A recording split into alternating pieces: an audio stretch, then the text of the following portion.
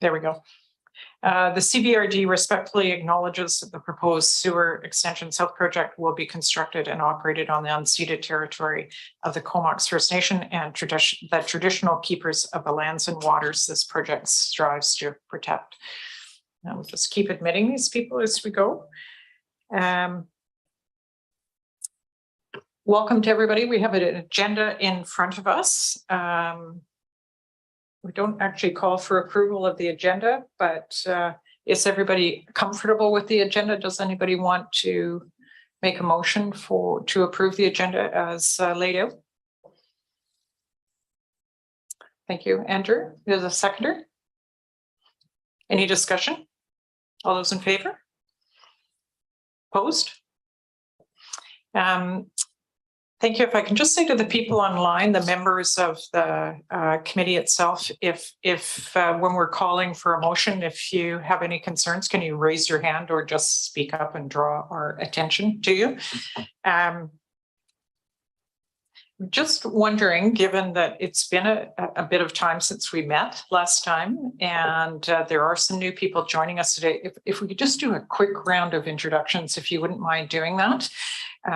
It'll give you a chance to meet everybody in the room and maybe those online as well. So maybe if we can just start at the end of the table here and just let us know your name and who you're representing. Morning, my name is Nico Prince. I'm the Executive Director of the BCSJ. Jim Elliott, Union Bay resident representative. Andrew Gower, Comox Valley Chamber of Commerce representative and your chair. Thank you, Andrew, for stepping up to do that. Tabitha Donkers, Royston resident representative. Melanie Mimosa with the BC Ministry of Environment. I'm Michael Briggs, I'm branch assistant at the Comox Valley Regional District. Alison Habkirk, I guess I should have introduced myself right at the beginning, and I'm here as a facilitator. Derry Monteith, manager of liquid waste planning for the Comox Valley Regional District. Vince Van Tongeren, environmental analyst with the Regional District. Ken Newman from Royston, member of the PAC. Ian Monroe, alternate director for Area A. Roseanne Steinka, Craig Derrick, resident. Ryan Limburner, Union Bay resident representative. Norm Prince, Craig Derrick, representative. Maybe can we go to our guests here today? You'll have to speak big because you don't have mics yet. I'm Jan Snyman and I'm a consultant for WSP and we're on the technical side. And I'm Michael Levin, also for WSP, pretty close to the end. Thanks. And our two members that have joined us to sit in the gallery. Thank you, Director Barber. Also, Dyson, CAO of Comox Valley Regional District. Just wish to express my appreciation for everybody's support of this program and your attendance today, and just let you know all about it. Thanks. And maybe if I can just quickly go through the people that are online, starting with Dory. Sorry, it's Melanie Houston. It's coming up as Dory. I'm representing the Association of Denman Island Marine Stewards. Thank you. And Ian? Hi there, Ian Hesselgrave, Director of Operations for School District 71. Thanks, Ian. James? Good morning, James Warren, Deputy CAO for the Regional District. Thanks, James. Ella? Hello, Ella Derby, Environmental Health Officer with Island Health. Thanks. Shelley? Good morning, Shelley Ashfield, Director of Operations with the Town of Comox. Thanks. Mike? Hey there, Mike Atkins, lead biologist with the UHA, which is the Underwater Harvesters Association representing the geoduck fishermen. Thank you. Rory? Rory Bicey, Island Health, drinking water land use consultant. Thank you. Dana? Hi, I'm Dana Wilson. I work with Sync Communications. We help out the CVRD on public communications and engagement. Thank you. Caitlin? Caitlin Perchelski. I'm the Executive Director of Project Watershed, and I'm representing the Comox Valley Conservation Partnership. Thank you. Lindsay? Lindsay Johnson, Ministry of Health, drinking water and wastewater specialist. Thank you. Now, you're jumping around on my screen here, so I think I've missed a couple of you. Is there someone that I've missed? Oh, okay. Okay. We're good then. Again, thank you all for joining us today. This is a big agenda.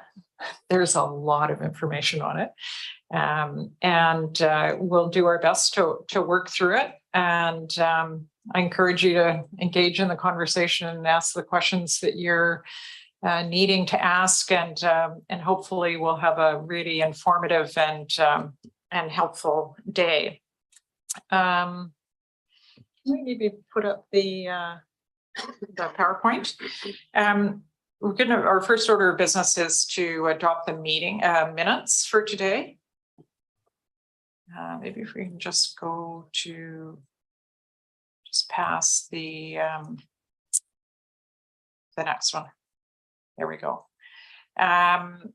So maybe just before we turn our minds to the minutes, if I can just ask Jerry just to say a few words. She wanted to just address one of the questions that was asked at the last meeting, and it's in the minutes. So maybe we can just turn to her, and then we'll turn our minds to adopting the minutes. Yeah, certainly. Thanks, Allison. So at the last meeting, during our roundtable discussion near the end of the meeting, a question was asked around whether we can set specific water quality requirements within the area after the liquid waste management plan is adopted. And we have had some further discussion with Ministry of Environment staff on this, and just wanted to let the committee know that it is possible within the scope of this addendum to set water quality criteria or restrict discharges to sensitive water bodies within the plan area. And so for the purpose of this addendum, the plan area is those areas that are proposed to be serviced as part of the Sewer Extension South project, or those areas that were kind of brought into the broader Comox Valley sewer service as part of the most recent bylaw amendment. So it's the existing developed areas along the coast, along with Comox First Nation development lands and Union Bay Estates lands. And so I guess the process, if this is something the committee wants to consider, we could bring forward a technical memorandum outlining some considerations for the committee, and then I believe a formal policy would then need to be agreed on and adopted within the plan. And I don't know, Melanie, if there's anything that you want to add to that. Sure. Thank you, Jerry.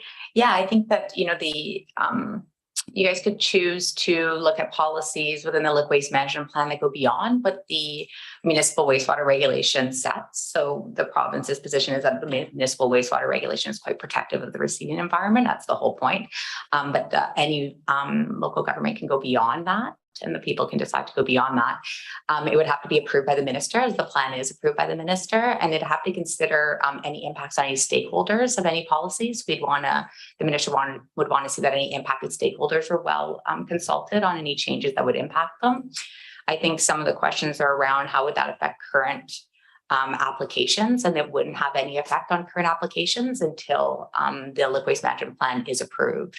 And then once it's approved, though, it would affect any new applications or any amendments to applications going forward. And so the municipal wastewater regulation doesn't allow any registrations that conflict with an approved liquid waste management plan, and that would be sort of the process going forward. Thank you. So I just wanted to provide a little bit more additional information on that. And if anybody has any questions, happy to answer. I suspect this is a rabbit hole. It is. And maybe the thing to do is to come back to that. But if there are any quick questions, and then we'll turn our minds to the agenda. Andrew?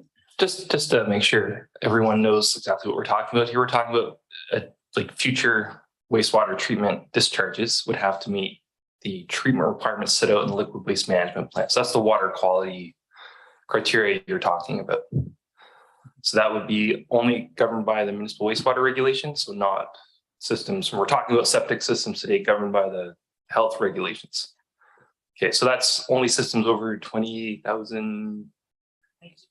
22,700 liters per day. So larger systems. Thanks. Okay, thanks. And again, we can come back to this if there's more questions and more discussion needed, maybe somewhere in the course of the day or at the end of the day. So the minutes, and is there a motion to adopt the minutes or as drafted? Thank you. Ian, seconder. Thank you, Ryan. Any discussion? All those in favor? Opposed? Carried.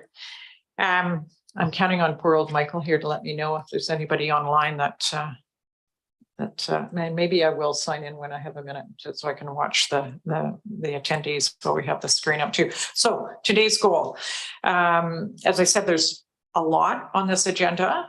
Of course, focused on the South Sewer project. We're going to talk about proposed project facing, force main alignment, collection system options, and pump station design, and the decision-making process and the next, what's coming ahead. So this is largely, from my point of view, an information out meeting, except for that we really need your input on each of these main topics for the day, wanting feedback.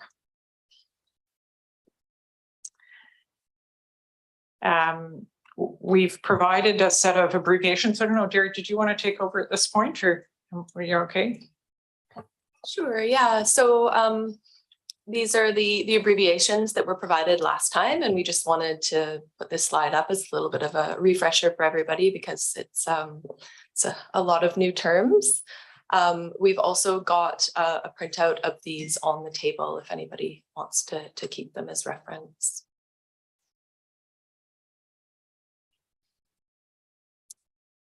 Yeah, so we also wanted to just do a little quick recap of the last meeting before we get started today. So I've just got a couple slides kind of summarizing what we heard last time. So as we discussed at the last meeting, there's a long history of wastewater planning in Royston and Union Bay due to ongoing challenges with septic systems in these communities. And you can see on this graphic that study work investigating options for community sewer for the area dates back 40 plus years. There have been multiple liquid waste management planning processes that have been initiated over the years for both Royston and Union Bay separately, as well as the South region as a whole, along with 2 referendums for community sewer systems to service these communities. At the last meeting, we heard from Mikal from Associated Engineering, who provided us with a bit of an overview of the most recent 2014-2015 South Region liquid waste management planning process, which really evaluated a number of options for servicing for the area. And this planning process culminated in an unsuccessful referendum in 2016 for the South Sewer project, which proposed to construct a standalone wastewater treatment plant in the south.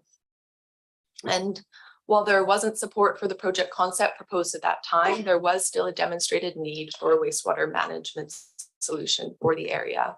And in 2018, the Comox Valley Sewage Commission agreed to move forward with an assessment of extending sewer services south and bringing in new participants to that service. Following the assessment in 2020, the Commission agreed to receive wastewater from portions of Area A as well as Comox First Nation lands, which has now opened the door to this process to community consideration of the extension of regional sewer services into Royston and Union Bay. And so just a quick a recap on the process that we're undertaking. So at the last meeting, we also talked about the addendum process. which will look at assessing options for extending regional sewer services south. And the intention of the addendum is really to include consideration of the Sewer Extension South project within the context of the recently completed stage 1 and 2 liquid waste management plan for the Comox Valley Sewerage Service. So that larger regional service that the boundaries have recently been extended to include these communities in the south. If approved, these plans would then proceed kind of together and we'd move on to a combined stage 3 liquid waste management planning process. And this addendum process that we're undertaking, as you know, will be informed by this committee, as well as consultation with First Nations and the public. Derry, just before you go on there, I thought this was really a great graphic, and I just wanted to stop and ask if anybody has any questions about this. Is it clear to everybody kind of where these two processes are going and how they connect? You're better people than me. I thought this was great. It's made it so clear. Thank you.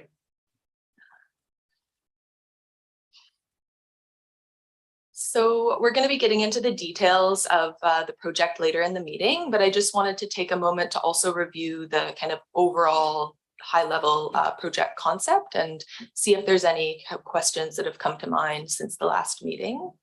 So the project concept that's being put forward for this committee's consideration as part of the LWMP addendum process includes a 13-kilometer force main from Union Bay to Courtney, where it will connect into the existing Comox Valley Sewerage Service infrastructure. And this new line is shown in light gray on the map on the slide, as well as local collection systems and pump stations that will discharge wastewater into this force main. And the existing residential neighborhoods that are proposed to be serviced are shown in orange on the map. And these areas are proposed to be connected in phases. And there will also be capacity within the system for future development, including Comox First Nation lands and Union Bay Estates, who are partners on this project. And so just, I guess, circling back to the discussion on the plan area. So the areas shown in color on this map, so the orange areas, purple, and the gray hashed areas are kind of considered the plan area for the purposes of this addendum.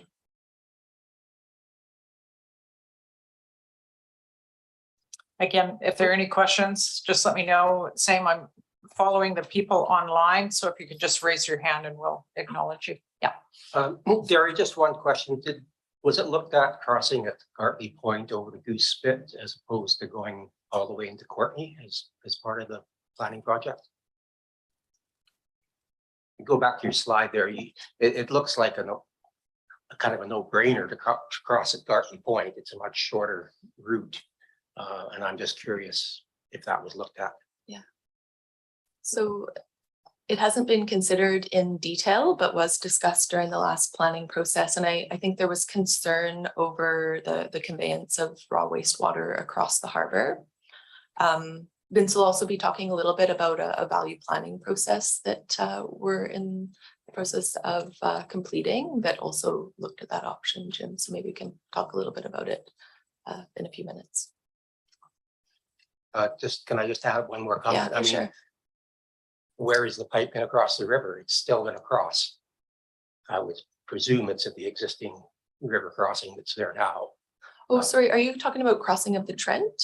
No, of the Courtney River. To get from 17th, to get to the other side of the river, you got to cross somewhere. Oh, gotcha. Okay.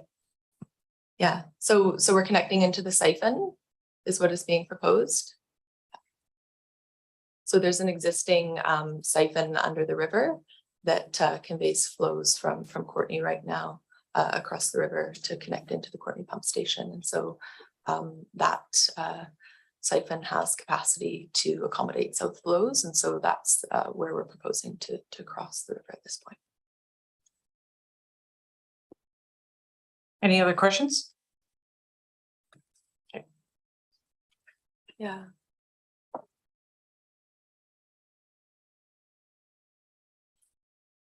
So I did just want to pause there. Thank you, Jim, for your question. And if there's any other questions, kind of concerns at this point about the project concept, or if the committee feels like they need additional information on some of the past options that were analyzed that we discussed at the last meeting, then please let us know and we'd be happy to answer those.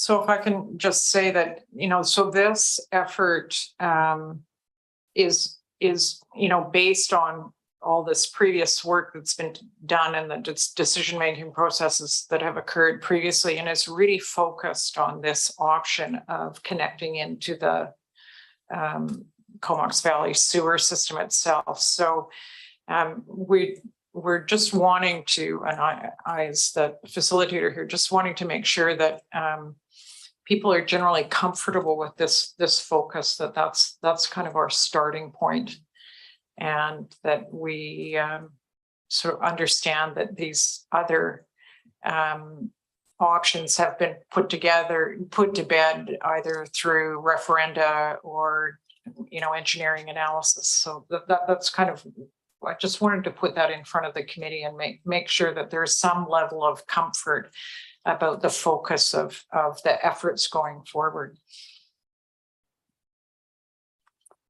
Maybe some understanding maybe is a better word, that's kind of what the focus is.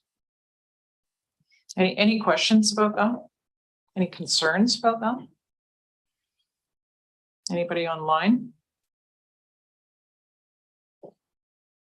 Is there a feeling, and again, just following up on your question, Jim, is there some information or some of the past analyses that you'd like to see that would, sort of address your question? It would be interesting to see if there was an analysis of the Gartley Point to Goose Spit routing. I would presume it would be substantially cheaper. I don't know that, but it's a much shorter routing. If we're going to cross a water body, I would think it would be far better to do it out in a much larger deletion zone in the event of some catastrophe than actually right at the river downtown, where that river is when the tide is flooding, is impacting fish spawning areas much more in the Puntledge River. So that was just kind of where I was going. Yeah. So I know many years ago there was a look at that as a routing option. Perhaps maybe when Royston was or Cumberland was still involved. I'm not sure. Anyway, if there is something, I would just be curious to see it. Yeah, Derry, I seem to recall at the last meeting you presented some of the options that were ruled out, and my recollection is that was one of them, that there had been some analysis of that. Yeah, I believe so, but we'll have a look and provide that information to the committee. Yeah, perfect. Yeah, thank you. Tatiana. I just had a question. If you did any or have any information, maybe we can share about exactly how you chose the boundaries. I noticed I was looking closer. One of the people that's one of my neighbors was like, "Oh, is my house included?" And I actually looked and it wasn't, but they weren't, they're not on a farm or anything. So I was wondering if you had any information so we can share that with, like, why some kind of sub neighborhoods were included and some weren't. Yeah, so we can just share that with people.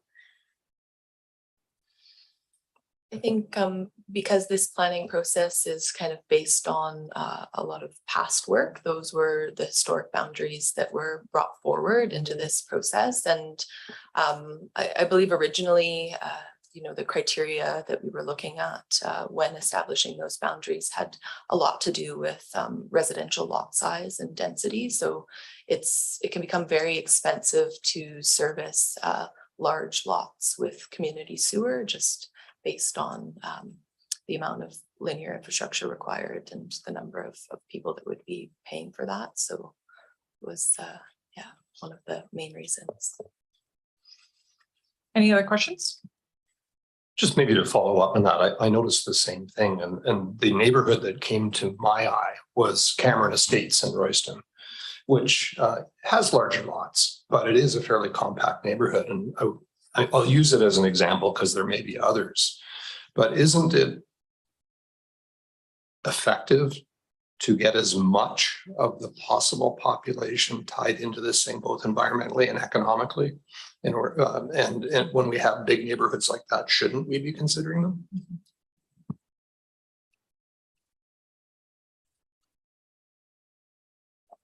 Yeah, possibly. I think that's something we could look into a little bit further.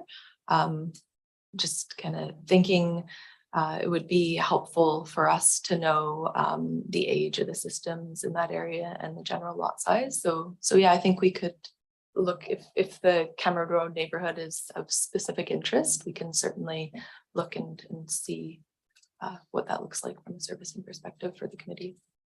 I think the idea here is if there are significant exclusions like Cameron Estates, that perhaps there's some clarity around the exclusion so we can make sense of it.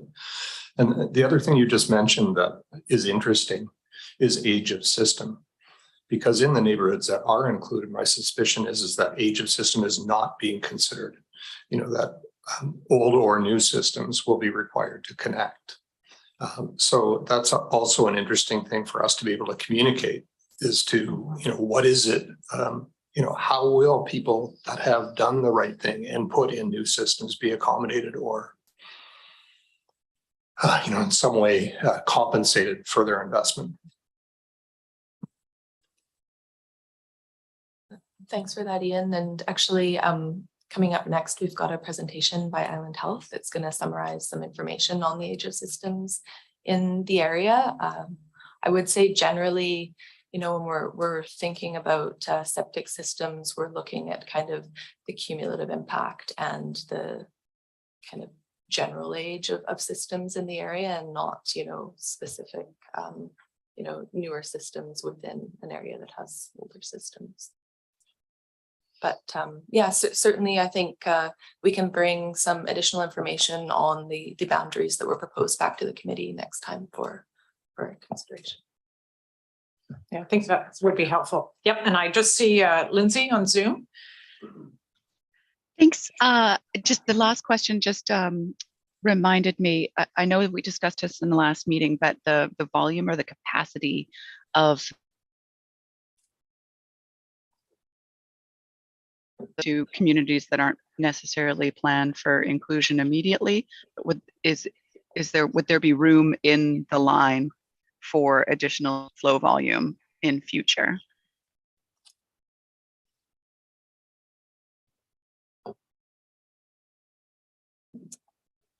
Thanks, Lindsay. Yeah, so the analysis that's been done to date does include flows for kind of that entire service area that's being proposed into the future.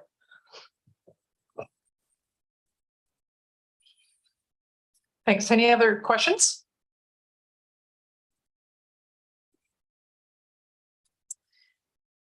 Okay, so I think from there are some bits of information maybe we can provide that would be helpful. One about the routing option, particularly across to the spit, and second of all, just the criteria or the historical analysis that's been used to, you know, draw the boundaries. So we'll bring those back to you.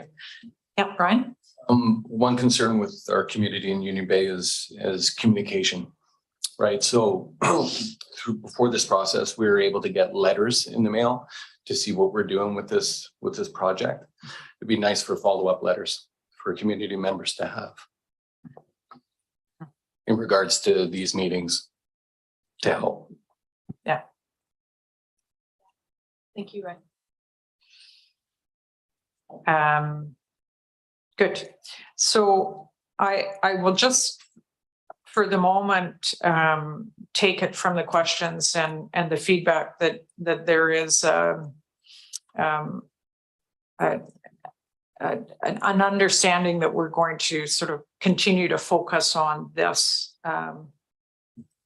this proposal to connect, to provide sewer through the main sewer system, and that's going to be continuing to be the focus of the work. going forward. And I'll just take it from the discussion that's sort of understood. There's a lot of information to come, and there's a lot of decision points along the way, but that's going to be the starting point from here. Okay, so thanks for that, and thanks for those questions. So we're going to move on to Island Health next. So we'll welcome our representatives from Island Health, and Michael here will work his magic and put their presentation up, I'm assuming, or they're going to. Yeah, so. They're going to screen share. Oh, perfect. Awesome. Hi, everybody. Rory Bicey here with Island Health, land use drinking water consultant. I've been with Island Health for about 12 years, about 7 years in this role here. Thank you for converting it to Island Health template. I had it on basic. So I'm just here. I'm just going to talk about, very, very high level discussion on septic systems, treatment types and options. And then Vince's team was able to gather up a whole bunch of the records that we had on file and break them down into categories. And I'm just going to analyze those from a higher level perspective of what they mean when it comes to septic systems. Rory, can I just, are you okay if we take questions as you go along here? Oh yeah, that's fine. Okay. Stop me, just say, hey, there's a question. Okay, super. And I'm totally open to that. I can advance the slides for you, Rory, if you just let me know when you want to go to the next one. Yeah, if I stop talking, just move the slides, I guess. So yeah, this is pretty basic stuff, but septic systems are important wastewater treatment options for homeowners where sewers are unavailable. Properly operating septic systems do provide environmentally friendly and economic solutions to domestic wastewater treatment when it's not available. The problem being is when septic systems start to get older or they're not well maintained, they do pose significant environmental and public health risks, including the discharge of untreated sewage, which can contain bacteria, viruses, and parasites into the environment, as well as improperly disposed or untreated pollutants. Things that people would dump down the drain or detergents and things like that. Systems are designed to treat those things, and if the system's failing, they will just be released. Next slide.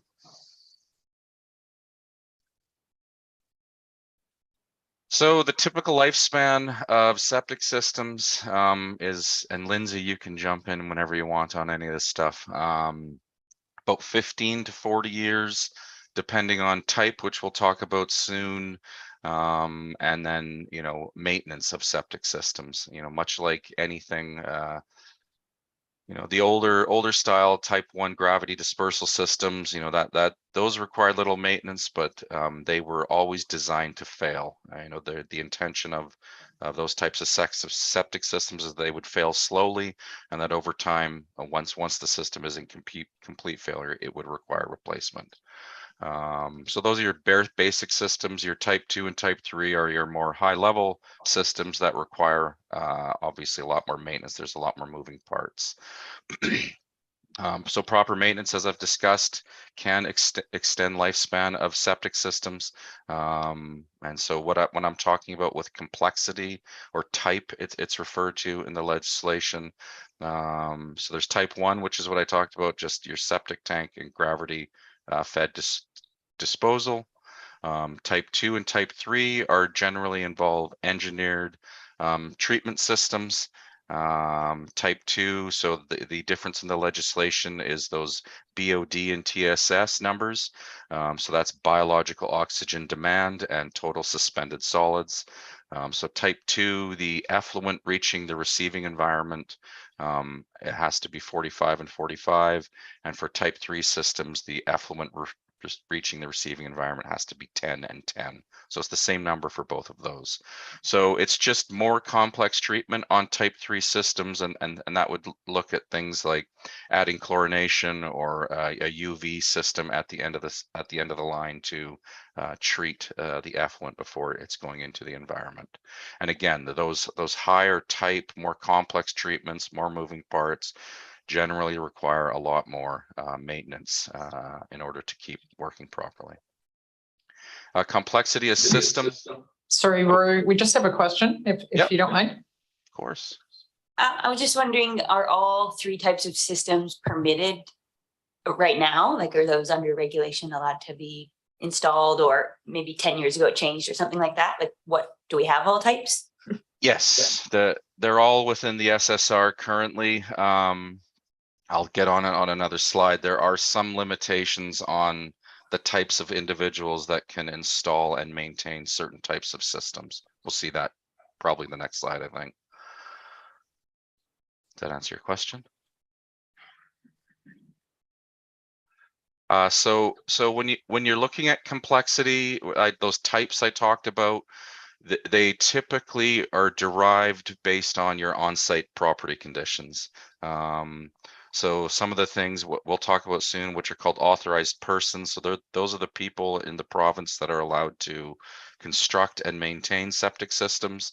So when they come to your property, the things they're looking at that would push your complexity into the type 3, type 2 range are all dependent on things like setbacks to wells, which I understand this area doesn't have a large problem with. Water bodies, which that would include the ocean and any rivers or lakes, property lines, and any other legal boundaries. Your on-site soil conditions, so how good is the natural environment to receiving the effluent would depend on what type of treatment you'd be looking at. And where conditions aren't favorable, typically what they'll do is build up with sand mounds or just increase the treatment down the type chain there. And then a bigger one is lot size. So Island Health, we are involved with residential subdivisions that include septic systems. So our recommendations to approving officers is any properties on well water, our recommendation for a minimum lot size is 1 hectare, and any systems looking that have city water, we call it approved water systems, our minimum lot size is 0.2 hectares or half an acre. Next slide, please.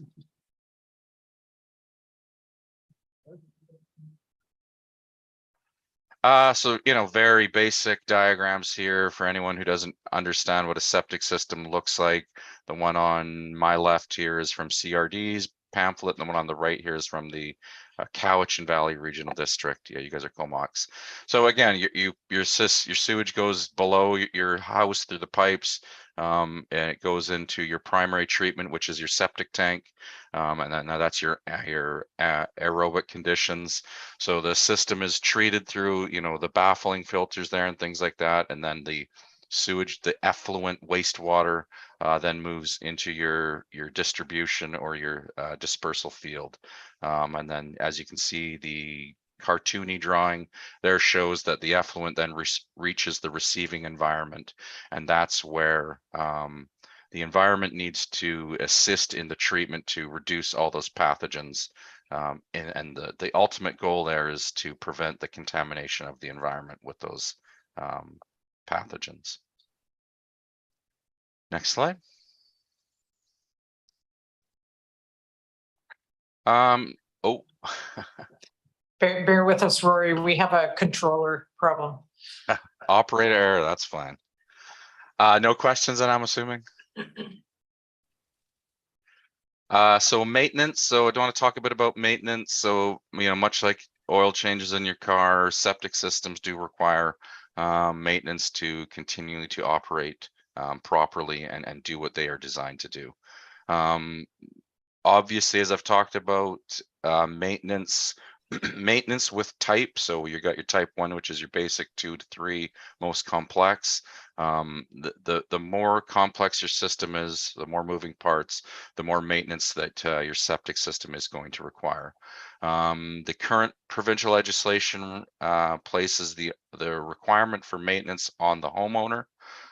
So they have to follow the maintenance plan which has been provided to them from their authorized person, so the AP who designed the system. The other caveat to that is that maintenance in the province must also be done in a minimum under supervision by an authorized person or physically by the authorized person themselves. So what I'm trying to highlight there is homeowners cannot do their own maintenance on septic systems unless supervised.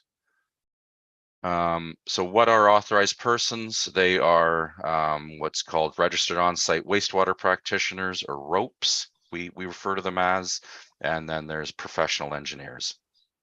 So these are private contractors that have to meet the requirements of the legislation in order to practice under the SSR. So I touched a bit about this on an earlier slide and about those different types.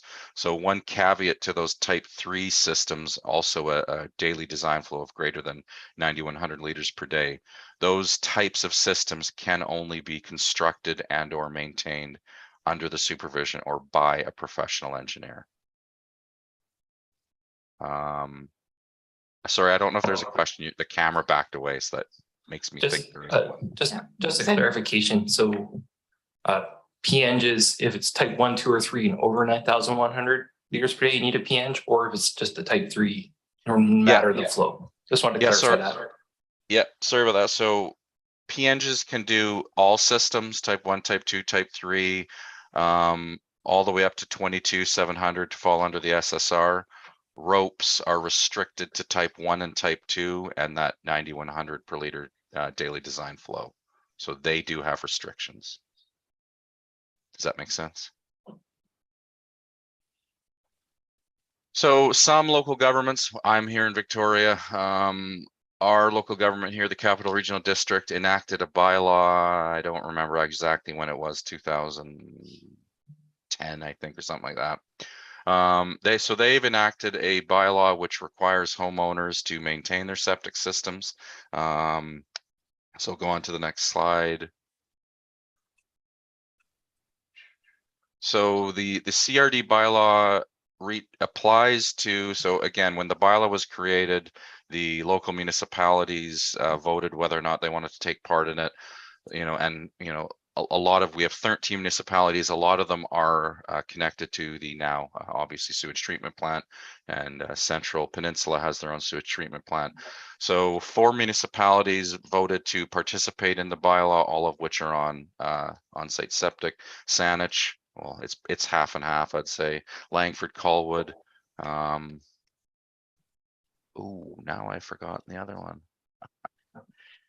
It'll come to me eventually. So Royal? It might be, but View Royal really doesn't have. I think it is them, but I think they might have like 20 parcels on septic, if I recollect that could be correct.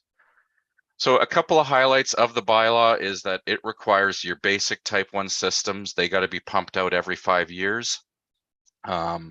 And then the bigger thing here to look at is that type 2 and type 3 systems require an authorized person to conduct a maintenance inspection and when they're there to do any maintenance work that needs to be done. So the costs associated with those bylaws are highlighted here. Your type 1 systems every 5 years got to do a pump out. So depending on the size of your tank, those are 2020 prices quoted by the CRD. Where if you got a type 2 and type 3 systems, you're looking at that inspection plus repairs, and that's an annual basis. So then going from there, leading into what does it cost to replace a septic system? I found these off a website, Fraser Valley something. I think they're pretty conservative numbers, to be honest with you guys. The high end range of these prices is probably you know, I've seen type 3 systems that have, you know, I've seen quotes for like 80, 90,000 sometimes. So I believe these numbers, and they were the only thing I could really find as a reference. I think they're very conservative, but it's the best I could find. Next slide. We just have a question for you. Yep. And we assume there's no CVRD bylaw about septic systems. Yeah, currently there's no CVRD bylaw. I'll be speaking to that in a few minutes when Rory's finished. Ken?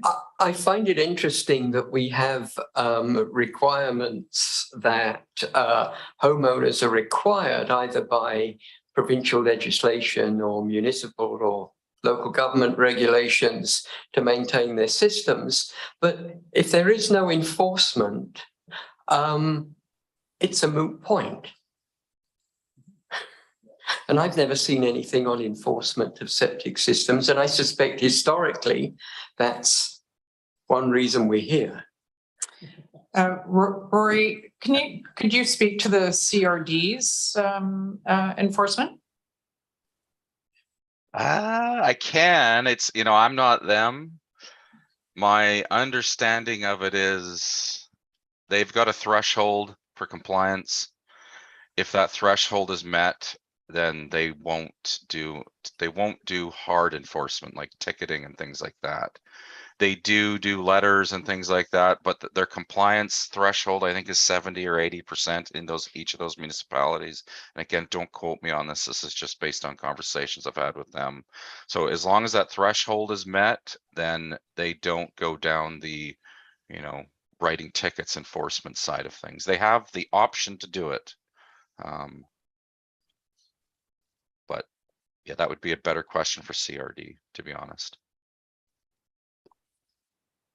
Thanks. Ian? Are there any provincial enforcement guidelines, requirements, whatever? Because it sounds like this is in a provincial regulation of some sort. There, Lindsay, Rory, I'm here you too. can jump in on that if you want. Sure. Enforcement is named in the sewage system regulation, which sits underneath the Public Health Act. So the sewage system regulation covers on-site systems, just like Rory has described. Anything that receives less than 22,700 liters per day, those type 1 and 2 and 3 systems. And we're talking about maintenance. So that is maintenance required by a homeowner is outlined in section 10 of that regulation. And there are some, there is some capacity around enforcement in the sewage system regulation. So, but Ministry of Health holds a sewage system regulation and is implemented by the health authorities. And that's where I will toss it back to Rory.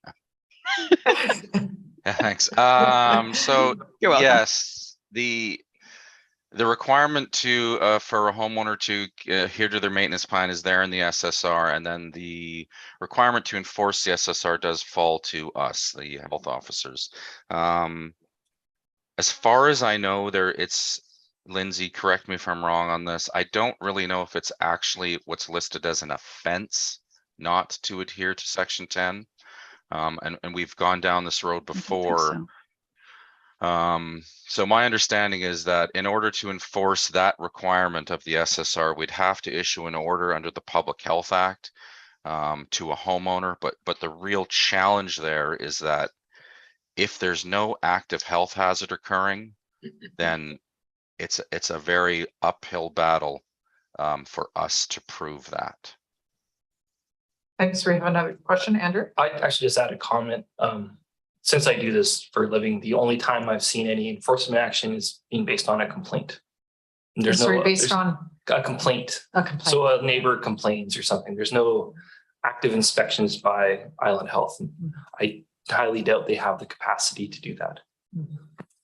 No, and we don't like, and that's from people who've been around for a while who remember the old days of us coming out and putting permits on paper for septic systems. We don't do any of that anymore. We, like you touched base on, we are we are the keeper of the septic documents that the APs have to submit, and then we follow up on complaints. We address health hazards. Thanks, Rory. Nico? Hi, Rory. Island Health's role is to ensure that all buildings with indoor plumbing have sewage system that's in compliance. So surely that is part of your mandate. So if you're not ensuring that the homes have got that or are in compliance, then you're not fulfilling your mandate. I can speak to that a little bit, Rory. Sure. And I completely understand where you're coming from. This is Lindsay from the Ministry of Health, and it has to do with so the implementation of the sewage system regulation. The SSR is falls under the professional reliance mode of regulation, and that was changed in 2005. And so there was a large shift from prescriptive legislation to outcomes-based legislation. So the use of what we call authorized persons, so your certified registered on-site wastewater practitioners or your professional engineers, have the obligation under their code of conduct for their profession to install and or maintain or do their work according to the guidelines and the regulations stipulated by the government and according to the ethics of the profession. So essentially the regulatory change that happened in 2005 removed or diminished, whatever the right word is, Rory, you can help me out with that, the direct role of Island Health from like on the ground ensuring correct installation and maintenance and functioning of these types of systems, septic systems. Is that fair to say, Rory? Yeah, like I said, our role is more, the gatekeeper of documents the APs have to submit, and then following up with actively failing septic systems health hazards. There are other avenues of being that you have to be an AP to maintain or construct a sewage system. Another avenue that we will go after is complaint based, individuals who aren't qualified under the SSR to do septic system construction. So, we will investigate that. Like my neighbor's building a new septic system, we'll go there and look into that. So those are really the two avenues of things we now deal with. It's sewage onto the ground or into water, or people constructing septic systems without proper qualifications. Thanks, Rory. Andrew? Yeah, I just think it's important to highlight it's not just Island Health who are involved with the septic system with servicing any new property. There's always also a municipality. So if it's an existing parcel, they have to obtain a building permit. So what we deal with all municipalities where there's on-site wastewater is the on-site wastewater system filing has to be submitted to the municipality, because the municipality won't allow a building without servicing. If it's creating new parcels, so a subdivision, there's more engineering that has to happen, and then the municipality will approve the overall subdivision plan. And there's a couple different avenues that happens. Island Health has their own subdivision process, is not necessarily followed by all municipalities, but some form of process proving that this proposed subdivision can provide on-site wastewater sewage servicing, so the receiving environment, the ground, like the dirt will absorb it. There's no health hazards. That happens before parcels are made. Though when parcels are made, they still have to get a building permit, sometimes a development permit. So I don't think it's fair to say it's just the province. The municipalities are also involved in making sure there's adequate servicing for any new house or building. Yeah, I just wanted to add too, if we use the example of the CRD, they set their enforcement levels and enforcement approach. So as a matter of policy, so it's up to, in this case, the regional district could set the enforcement at whatever level they deem to be, viable, cost effective, that sort of thing. So it'll fall to them. Russell? Yeah, thank you very much. I just wanted to clarify the point with respect to development approvals in the rural areas. In the rural areas, the approving authority is the Ministry of Transportation and Infrastructure, not the local government. And despite that extra layer and the layer of local government, it ultimately comes back to the professional that has certified the system and the reliance on that professional and his design as to whether or not there is an appropriate system for which either a building permit or a subdivision should proceed. So I just want to clarify that regardless of layers and involvement with municipal or regional governments on approvals, it doesn't remove the reliance that we have on the professional, his design and certification of the system. Thanks, Russell. So Rory, back to you. Okay, thanks. So I just, I think this is a really cool picture of a septic system being installed, which could even, in theory, maybe even come from around this area where you guys are in these areas. If the picture is a bit more clear, there is water on the other side of those machines. So this is just looking at what, on I would say quite a constrained site, what installation is going to look like, and then the reason the costs end up being so high for these types of things. And again, those numbers I quoted, I think are very conservative. So I think we're just going to move on to the next slide. So this is where what we've done here is again, Vince was able, his team, to sift through all of our records. Kudos to them. It probably wasn't an easy job. And I have basically, what I'm doing is just taking the numbers and analyzing them from an age and types and different types of construction in the area. So the areas of focus are Union Bay, Killarm. I'm sorry, I don't know the name of that one, and we'll get there. So what I've got highlighted here, you'll see the town name with the white, properties on septic. So that's the number of lots in that area, and then the red is, as I referenced before, our recommendations for new subdivisions when we're sent a referral would be that the minimum lot size be 0.2. So in Union Bay, there are 249 lots serviced by on-site septic. 95% of those lots are smaller than the 0.2 recommendation from us for a subdivision process.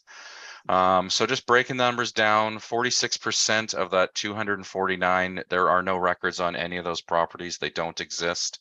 You can look at that from many ways. Either they were built before regulations, or they were done, weekend jobs. But again, there's just no records for almost half of the lots in that area. Of the 136 lots with records, 20% of them are 40 up to 40 plus years old, another 20% approaching 20, 26% around 15, and 15% of the 136 lots are less than 10 years old. So another crunch on the records that exist that we were able to look at are the type base, so the complexity I talked about. So 62% of those are your basic type 1s, and your type 2 and type 3, which are more complex systems, again, are 27 and 9%. Union Bay is the only area, I think, of these all that had any, or no, there's another one. Holding tanks, so that's where there's no treatment or field. You just have a tank in the ground and you have a hauler come and take away your wastewater.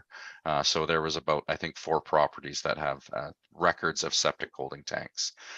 Another little breakdown I did on the numbers was looking at, so within septic system construction, it's called, there's repairs. So if the system breaks, there's new construction, which is typically supposed to look at a new lot, building a new septic system. And then there's alterations to existing, which may be for things like adding a bedroom or a suite to a house or something like that.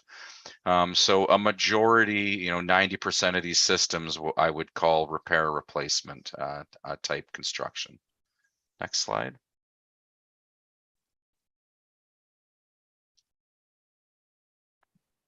So this is Kilmarnock.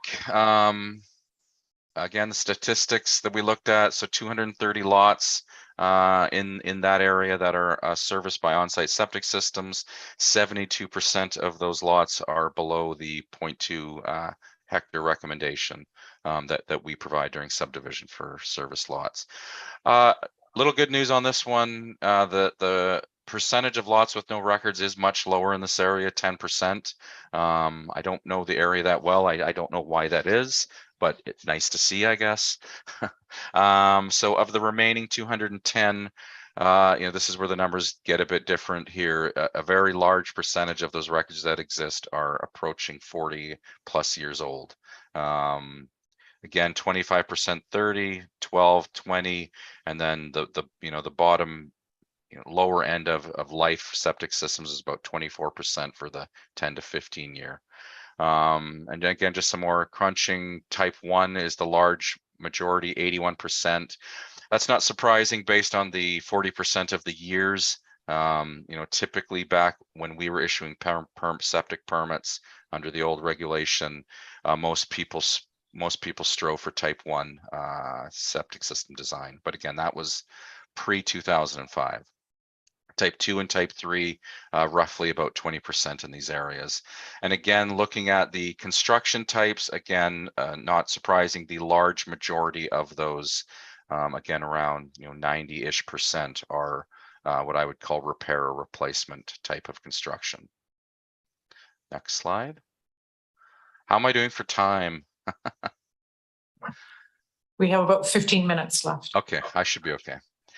So Royston, yeah. I do know all these areas. I've been to them all. I grew up on the island my whole life. I just, I don't know the areas as well from my working things I've done. So Royston, again, 459, 71% of those lots are below the 0.2 hectares.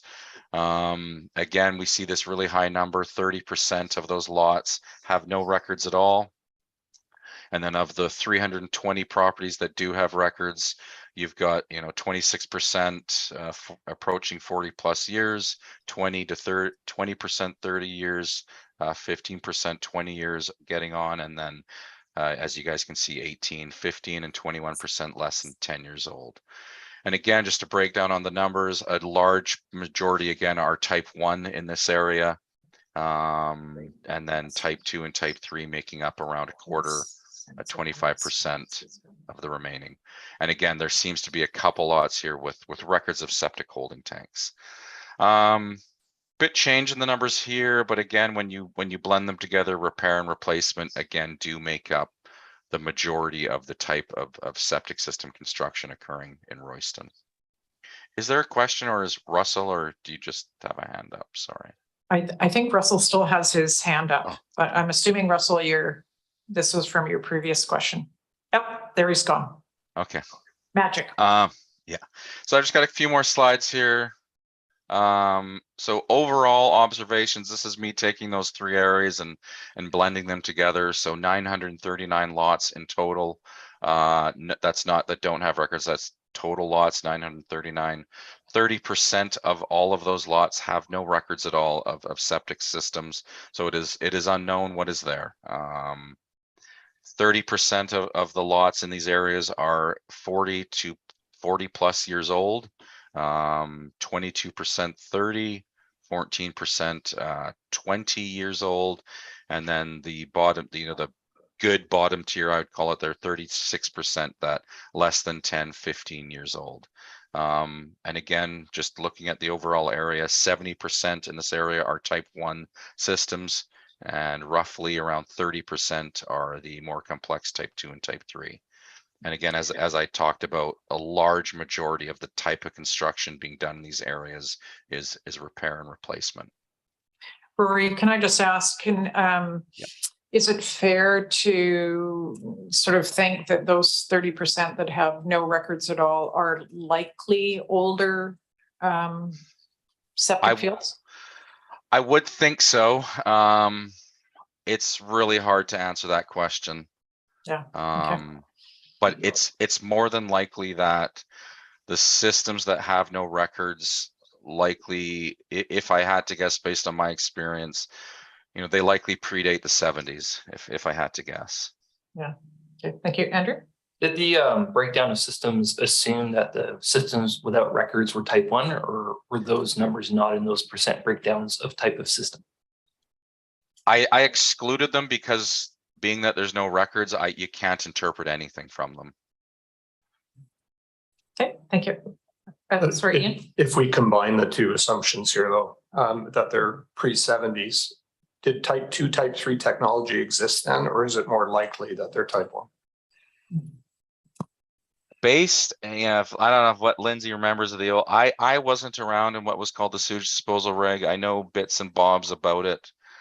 The old legislation was very prescriptive, so it told you what you could and couldn't build on your lot based on what was there, and it generally pushed people into type 1. There was something called a section 7 under the sewage disposal reg called alternate designs.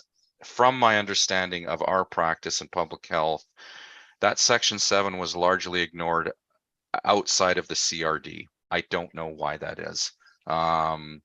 So again, going to what you're saying, if I'm going to have to guess based on the legislation at the time, yes, it's likely you could assume that they're mostly going to be type 1. I don't know if there was type 2 and type 3 in the old sewage disposal reg, but like I said, I know there was what's called alternate design, and people could apply. So that basically would say, look, I want to build a system that doesn't follow the sewage disposal regulation, but I've got this, brand new engineer who's got some really cool ideas on septic. Will you guys accept that? And then we would say yes or no. Thanks for that. So again, just more observations and then my kind of interpretation into what these numbers look like. Again, being that a large majority of these lots are below our recommended minimum lot size of 0.2 hectares, half an acre. It's likely going to be, especially where areas are, constrained by ocean or water bodies, neighbors, that replacing these septic systems is going to push you into the more complex types. And again, a little addendum to this. I didn't really put this in the slides, but there's more money to make in the more complex systems as well. Your type 1s are basic, and it's not as a lucrative business to put those things in. And that's just my observations of what I see. Again, so taking the 20 to 40 year, you're looking at your late stage septic systems. 64% in this overall area indicate that they're 20 to 40 plus years.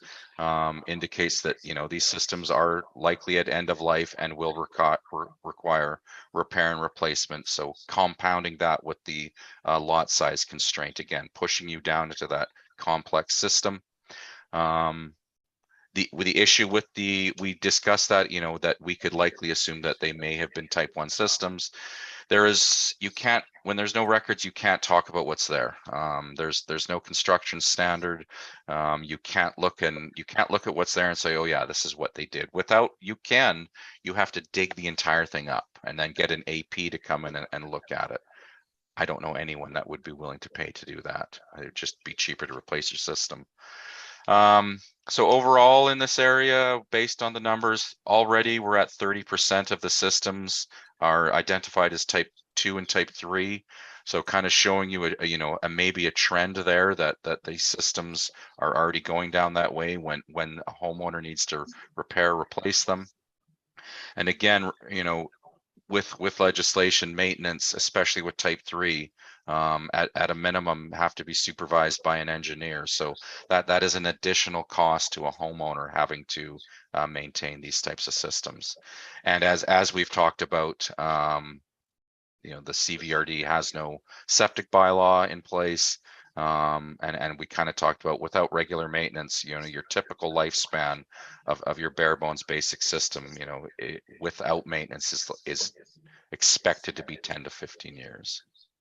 And again, remembering that those systems, even the construction standard under the SDR, it was a design to fail standard. Next slide.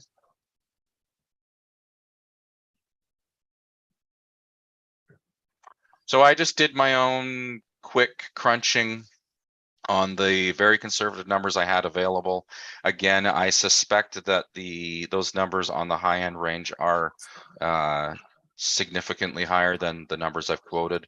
So, looking at replacing and maintaining based on, I'm going with the numbers that the CRD has on their site. So a type 1 system, anyone, if you're able to put a type 1 system on your property, and again, your complexity, type 1, type 2, and 3, if you have a massive piece of property with no constraints and you can build giant septic laterals on your field, you're in more favor of putting in a type 1 system or convincing your AP that that's what you want. So with maintenance, and I'm just quoting, pumping out on these things, and things are going to break over time that you'll need to replace. So I've just thrown a number there of 10. So on a type 1, you're looking at around 25,000. Conservative estimate on a type 2 is around 60,000, and on a type 3, conservative would be around $80,000. Rory, I just have another question. Jim? Go ahead. Yeah. Yeah. So when you talk about the need to replace or repair a system, that would be based on a system's failure, not on a system's age, I presume? Yes. Yeah. So even though you may have some very old systems, it's possible they're still functioning correctly. Maybe. it's without empirical data that there's failure, being either surfacing or breakout, I really don't know how you can project that all these systems that are older are going to fail. I'm curious if you probably may not know it being in Victoria, but I'm wondering how many complaints Island Health have responded to in the last 5 years, perhaps in this proposed service area. Ella, do you have any numbers on those? And if you don't, that's fine. I don't have any like revenue right now, but no, we get a handful over the year in that area. Yeah, it's something, I wanted to put that in here. I didn't really have the numbers available. Tracking of complaints is a challenge sometimes. But yeah, back to your question, if a system is really old, does that mean it's failing or not? One thing, again, I'm not trying to skew my opinion at all in any way, shape, or form, but a system may not surface, but it may be failing elsewhere, and people don't know. But typically with the way septic works is once the ground is all used up, it only has one way to go, and that's up to the surface. Thanks, Rory. Yep. We just have a couple of minutes left. Oh, sorry, Sherry. I just wanted to add a comment to that we have done some past work looking at groundwater quality in the area and have found evidence of failing systems. And while it doesn't speak to kind of an individual system that might be not functioning properly, it does lead us to believe that those cumulative impacts that Rory talked about are indicative of failing systems in the area. Yeah, so and one issue when I can tell you from our perspective, when we get a complaint on a failing system, we give the homeowner, once we've proven it's failing, we issue an order.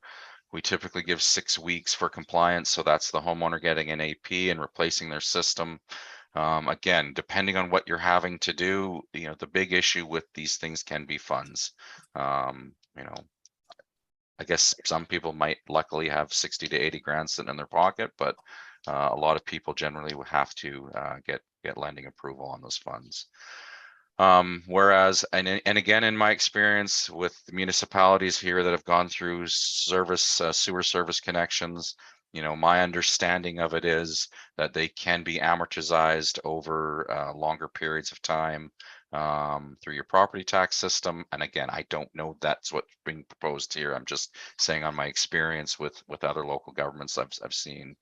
And one nice benefit to a connection to a city service is, you now have extra space on your property. Anyone who has a septic system likely understands that you know, it's not a free for all area. You should protect that area as much as you can. You know, things like parking on top of it will compact the soil underneath and end its lifespan much quicker.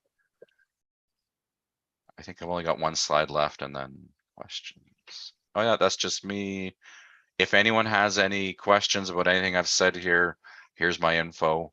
Feel free to shoot me a question. I will do my best to answer it. Next slide. Oh, no, just my references for any numbers I pulled. Thanks, Rory. That's super helpful information. A couple of questions and then we'll take a break. Ken? Yeah, I have a question. If one's giving data on costs, which could include both capital costs and annual maintenance costs, strictly one should compare it with the alternative. What are the costs if you are connected to a municipal sewer system? What does that do to your property taxes? Because that's the comparison. If it's a money comparison, it should be an either or. Does anybody know what the incremental cost if you get linked to a municipal sewer system? Yeah, Derek? Yeah, thanks, Ken. So we are going to be discussing kind of property costs at the next meeting, and we will look at kind of what that looks like on an annual basis if those costs are kind of borrowed and paid for on your property taxes. Yeah, clearly that's really the bottom line in the end, given that cost has been such a concern, right? But so step by step, you're building the data. Sure. If I could follow that up, Ian? I'm quite happy to hear next meeting, we're going to start this, go from what does this cost to what does it cost me? Yeah. Because that's really the question we're being asked, right? But I do really like the idea of a side-by-side comparison. And I understand that that's hard to do. If I have a brand new type 2 system, it's going to be different than if I have a failing type 1 system that needs to be replaced with a type 3 system. But we have to do something that says that this isn't just about the cost of the sewer. This is about the incremental cost of the sewer, and we have to be really clear on what that is. Yeah. Yeah. Any just a consideration that's come to me as I'm thinking about this. If we take all of these properties off on-site wastewater systems and have them connected to hard pipes to a treatment system, we're actually introducing a major disruption to the groundwater flow regime in those areas. So I don't know if that's included in any of the technical work, but so what happens now is with the septic system, nutrient-rich water is constantly fed into your groundwater. And in my backyard, I have large cedar trees, and I know intuitively that they're soaking up my septic water. Once you remove that influence to the groundwater, you're going to see those neighborhoods dry up, as it were. And then the CVRD is going to probably see some difference in uses of potable water. So I don't know if there's been anything in the technical assignments to analyze that, but if we're having such a wholesale change to how large neighborhoods are serviced, we're going to see this kind of second order effect happen once they connect to hard pipes. So I think it's something that needs to be looked at and accounted for, and people need to know, like your big lush backyard that stays green all summer because it's fed groundwater from your septic field is going to change. So you should plan for that. And then the regional district's going to have to plan for a change in water use because now your irrigation loads are going to increase. And then there could be some third order environmental impacts because like I said, water out of a septic field is constantly fed nutrient-rich groundwater. So it goes into your groundwater regime and provides base flow to water courses. So just some impacts that we should probably consider as we move through this. Thank you. Any other questions for Rory while we have him here? You're off the hook, Rory. Thank you so much for that. Thank you. No worries. With the agreement of the board, we'll take a 15-minute break and reconvene. Oh, maybe slightly shorter than 15 minutes. We'll reconvene at 10:30 and we'll hear from Vince. Thank you. Thank you again, Rory. So do we just, logging out or just stay on and go away, come back in 15? Stay on. If you're able to stay on, just turn off your camera and just listen in. That would be helpful to us. Thank you. Thank you.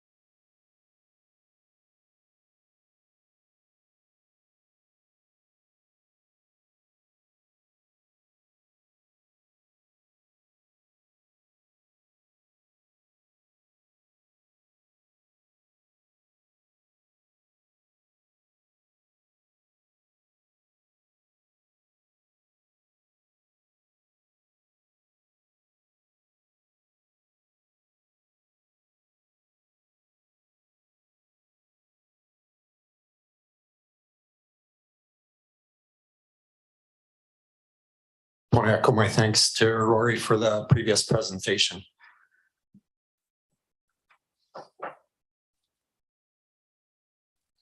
All right, there we go. So yeah, as just noted in the previous presentation, outside of municipal areas where sewer service is provided, septic systems are the most common wastewater treatment solution. What this means in the CVRD's electoral areas is that there's approximately 9,000 septic systems in use outside the municipalities. Also, as noted, in the previous presentation, the sewage systems regulation does place the responsibility for maintenance of septic systems on the property owner. After the 2016 South Sewer Project referendum, CVRD staff researched septic management practices in other BC regional districts. And out of this research, in 2018, the CVRD launched a septic education program. This was pretty closely modeled after similar programs in the Capital Regional District and the Regional District of Nanaimo. Okay. Also, in 2020, we had a septic maintenance program option study completed. This study applied the outcomes of a previous 2016 study completed for the Ministry of Health and applied those results to a more local context here in the Comox Valley. The study included a review of septic system mandatory maintenance program options, and it also included a preliminary assessment of septic failure risk in the rural areas of the regional district. And what this risk found is it identified 7 priority areas, and Royston and Union Bay were included on that list of priority areas.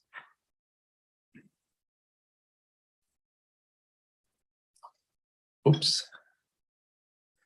So in terms of septic maintenance program options, beyond the education program that we have in place, there's 3 additional maintenance program options that are described in that 2020 report and summarized in the briefing note on the agenda.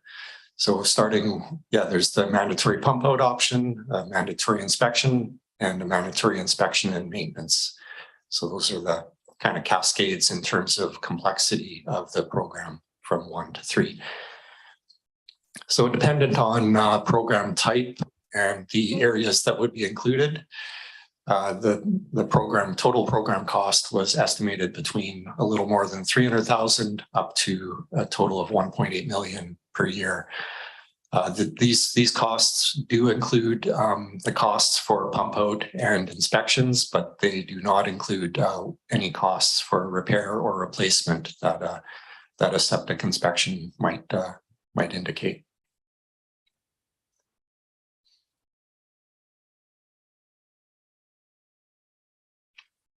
So this next slide covers off some of the considerations that come into play when looking at a regulatory program for septic system maintenance. One of the first things is to consider the effectiveness of a maintenance program, particularly in areas where you have high dwelling density, poor ground conditions, or a high winter water table, such as what we see in Royston and Union Bay. Another is the cost of repair or replacement of septic systems, as Rory discussed. A cost between 15 and exceeding 50 grand to upgrade or replace a failing septic system can be expected. Another consideration is an enhanced management program for septic systems was looked at during the 2015 Liquid Waste Management Plan process, and it was included in the long list of options, but was ultimately rejected at that time as it wasn't felt to be a long-term viable option for wastewater management in the south. This might be an obvious question, but the program costs you're talking about, that's just the cost of the enforcement. It's not the cost of pump outs or repairs and maintenance borne by homeowners, correct? I'll just go back to the previous slide. Yeah, so what those figures did include is it did assume that that coordinating and paying for pump outs and inspections would be recovered through property taxes. the property tax cost of the program could be reduced if we left those as homeowner costs as they are currently. Then these figures would be lower. It would just be for the administration of the program, the record keeping, and enforcement if that became part of the program.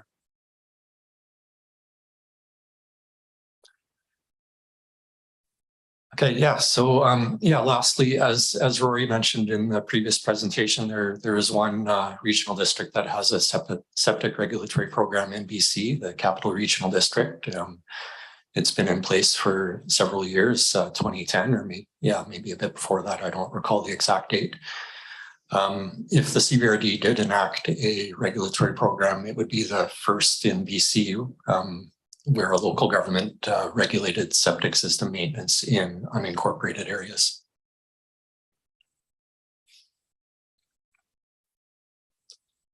Another regulatory option to be looked at is the current zoning bylaw in the electoral areas.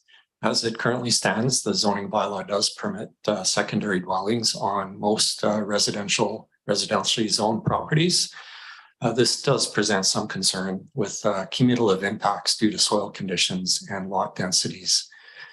And proposed amendments to look at restricting secondary dwellings in parts of Area A until sewer servicing is in place are under development and will be considered by the Electoral Area Services Committee in the early part of next year.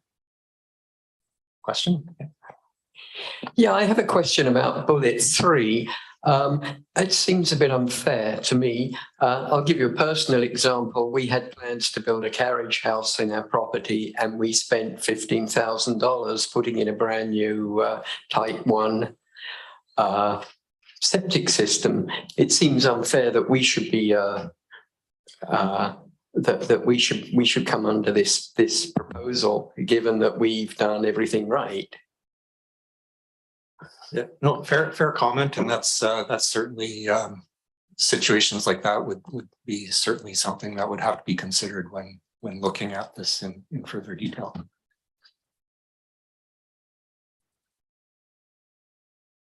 Okay, any other questions on the septic regulatory? I've got one more slide, but that's more talking about the value planning workshop that was completed last week.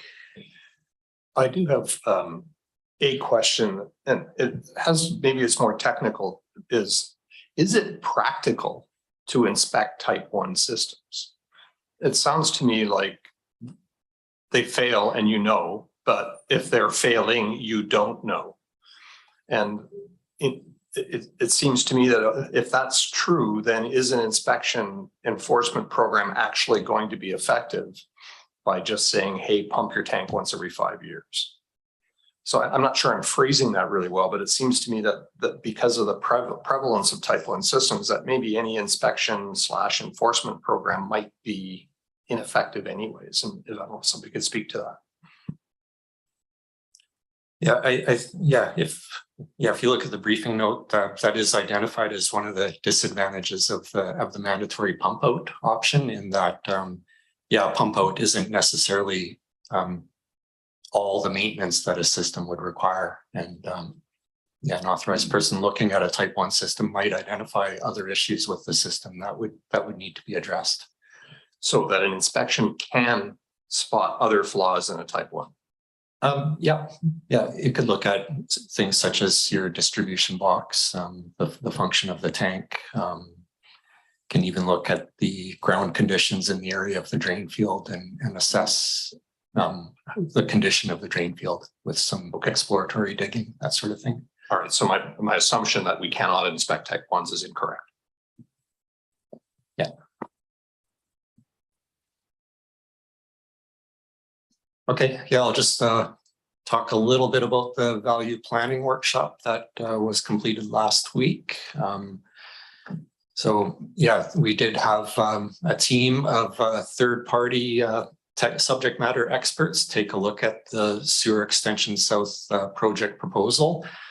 Value planning considers this project through a function versus resources lens, and purpose of the workshop was to look at the function of the the function we require out of the sewer extension south project and balances that against the anticipated resources available to the regional district to undertake the project. We'll talk a little bit about preliminary outcomes of this workshop as we get into the discussion papers that WSP is going to present. We'll talk about the value planning kind of outcomes after each discussion paper.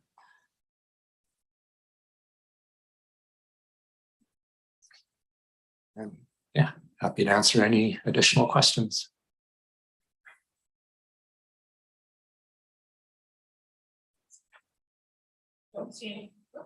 I don't see any questions at the moment. My suspicion is there will be some down the road. So maybe we can move on to, thank you, Vince, for that. Sorry. Yep. Yeah, okay, good. Maybe then we can go to discussion paper number 1. WSP coming to present. So come on down, Ian.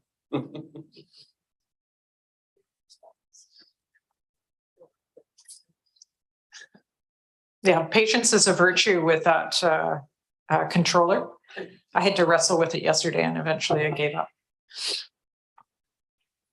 Yeah. Thank you. Welcome, Ian. That's fun. That's why I have my extra paper here. I'm ready. All right. All right. So on this first portion, we're going to discuss the conveyance portion and the project phasing, because a lot of the questions. So can everybody hear me? Over this thing. Yeah, I should tell you, Ian, that mic sounds a bit weird when you use it, but to us, you sound really normal. All right. As normal as I can be. All right, so a lot of the questions coming up about the phasing, how do we approach this? Because we're going to work through this. There's a lot of graphs, a lot of information. So please, if there's something, stop me. Let's have the conversation. Let's ask the difficult questions and see what needs to come out of this. Next. Try point it here. Somewhere. Next, down.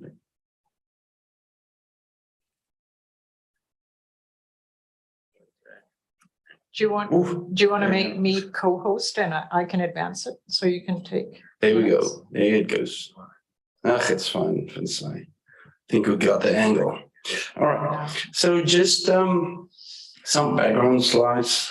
We had the same slide on the previous presentation. It's just, once again, to recap, what is our population and what is making this a challenging project? So we started off at the 2020, look at the census, what is our population, what are we looking at? And then we did various scenarios of what is our medium growth, what is our high-term growth. We had discussions, we had workshops with the CVRD. We looked at various scenarios for the new development areas that would include the Comox First Nations, the Union Bay Estate, and work through that to get to something sensible and that we can put forward. So there's various scenarios of these ones, and these were the preferred. So it just gives you an indication of where we are from current population of around 2,700, and in the future 2070 up to 14,000. So that's a big swing in population in 50 years. Okay. On this slide, it's just once again the same area, and I know that is where you already had some questions about how we looked at the various catchments area. We will go to that in more detail in Michael's presentation, but it has to do with what is ready, what is available, what is failing, what is achievable. Is it a low-lying area? Can we gravitate to a specific portion? So there's a whole lot of different factors that we looked in, and that's why it's grouped in certain areas and with the physical constraints that we have on that. Then on the catchment flow areas, once again, we discussed this at length at the previous meeting. But the idea is just to show you the variance that we get in the flow situations. If you look at, for instance, pump station 1, we start off at a 2.8 liters a second for average dry weather flow. So that means your flow that comes in every day, but your typical use, nothing strange. Then you get the peak dry weather flow. So typically in the morning when you wake up, go to the washroom, take a shower, it gives a peak, so that overloads it. And the same in the afternoon, everybody gets back from work. Once again, more usage, once again, a peak on that is, so that is your peak dry weather flow. Then you look at inflow and infiltration, your I, and that when you have this large system, and I know last time Ken asked the question about changing rain patterns and more weather conditions. So every time we get high rains, lots of flow, that infiltrate into our system, and we need to accommodate for that. So to work for a system, if you look from, like I said, pump station 1, 2.8 to 17 liters in 2025, and it goes up to 19. So not a big change there, but if you look like pump station 6, 2.2 liters up to 14.6, and then eventually 46. So it just shows you there's a wide variety of flows that we need to take into account. All right. So if you look at this system, so what makes this so challenging is we have this large variance of flows. We can start off from 2.2 liters a second, and it can end up eventually, the last figure on that thing was a total of 220 liters a second. So you need to choose what you design for. You can't, it's like a pair of pants. You can't size one for everybody. It needs to be tailor-made, it needs to be fitted. So that's why it's so important. So these are some of the design criteria that we looked at. The last one, we will look at the sequencing, but some of the constraints that you deal with and why you can't build one large force main. Everybody would love to have one force main now, all the way from Union Bay, all the way down to the siphon. One large force main, everybody's just pumping. But you have physical constraints like the minimum flushing velocity of minimum scouring velocity. So if you pump a flow through this pipeline, you need to achieve a velocity of around 0.75 meters a second. And the reason for that is if you get a bag in your sewage, something happens, there's a blockage, and every time that you start pumping, you get this bag catch up some grit, some elements that shouldn't be there, so it keeps blocking up, and eventually it just makes a plug, and you need to flush the line, you need to clean this, you get blockages. So that's why minimum flushing velocity is the velocity that we need in the pipe to make sure we can keep everything moving. We don't get stagnation of anything on this pipe, so we can keep cleaning it. So that's why for different pipes, it has different flows that we can pump through. So we work a lot on this one with a 250 diameter pipe. So we need to get 33.7 liters a second through this pump to make sure in this pipeline we get a velocity of 0.75. And that really limits it. So you can't have this massive pipe and then just pump 2 liters a second.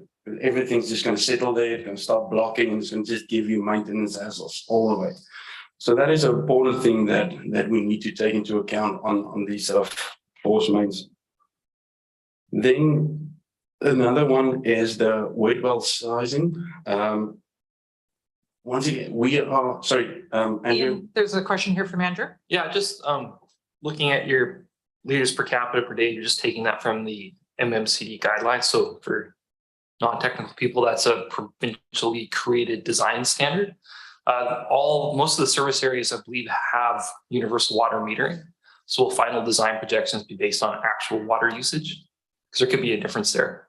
Also for infiltration and inflow, again, you've just used the MMCD design guidelines, which aren't necessarily super high, but has there been some consideration to this being a brand new system, like that I amount? So that's based on like cracks or how well manholes are built. Standards have shifted. So if we're building a new system in a couple of years, like there's a risk in oversizing a pump station too. So I'm just wondering if that's also being considered, that I&I might actually be less. Yeah, so that is, and that's a good question, because as soon as you can get, you'll see on a previous slide, the I&I is a big factor, it plays a big role. So the smaller you can get it, the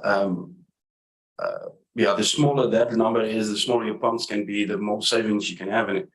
But Andrew, at this point, the MMCD, that standard was the conservative number, and for the next 15 years, next 10 years, it might be fine, but it will pick up. You'll get damages in your equipment again. You get more global warming, you get more rainfall, you get more unprecedented flooding events. So that's why we worked through that again and decided to keep it at 0.06. I would love to bring it down because it just makes it difficult to size for that. The same on your 240 liters per person per day. That is the MMCD standard. We tried to look at it. We couldn't, because there's so much septic systems. There's not really something that we can allocate this amount to. And if we don't have actual data, we refer back to the MMCD standard. So now we have flow data, but there's at this point, then we need to make an assumption how much flow is actually going to the septic system, what is reused. So that's why we standardize on that value, and which is a conservative value. So for I think for metered system, it's around 240. For unmetered systems, it's about 350 liters per person per day. So that's why we kept it that. And I know you always have a risk of oversizing this. And if you talk about oversizing, the wet well sizing is exactly what you're talking about.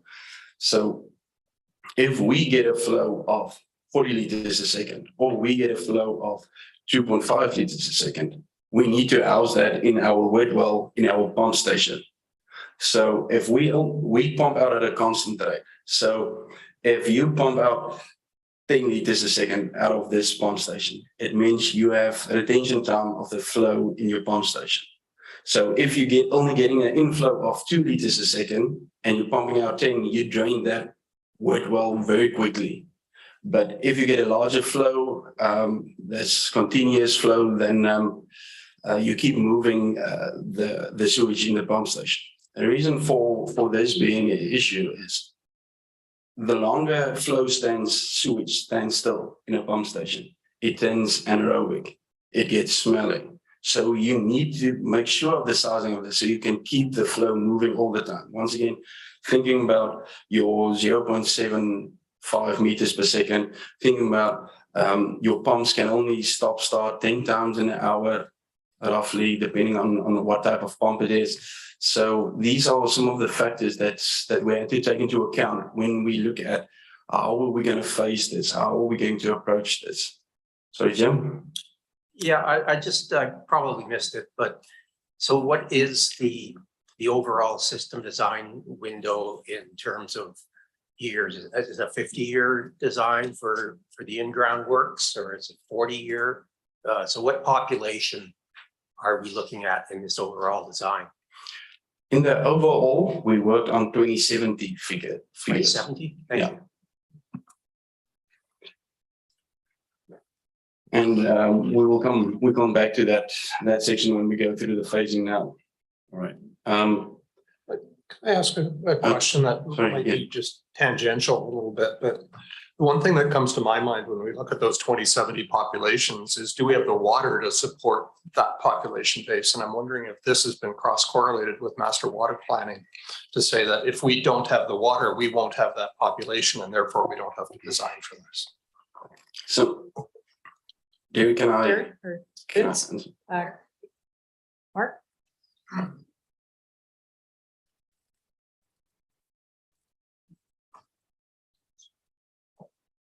Yeah, thanks. So we have just completed a water master plan for Union Bay water system. So we have a good understanding of the water capacity for that system. And then also as shown on the mapping a few slides back, the A large part of the development projections are for Comox First Nation land, and they are partnering with us on a water extension south project, so separate from this project, but with a similar name that would bring water from the Comox Valley water system and Comox Lake down to treaty settlement lands. So, the combination of those two pieces of work does provide for the bulk of the water for the growth projections that are shown. Maybe not all of it, but for the bulk of it. Thanks, Mark. Any other questions? Alison, I have a question. Sorry, it's Shelley. Yep, please, Shelley.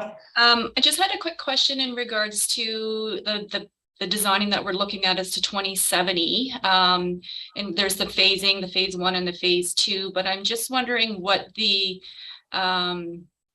analysis is going to be for full build out of that area and where that's going to go and how that's going to be designed. I don't know when that year is going to come, but what population that we're actually looking at in 2070 compared to what's planned for that entire area for the regional growth strategy.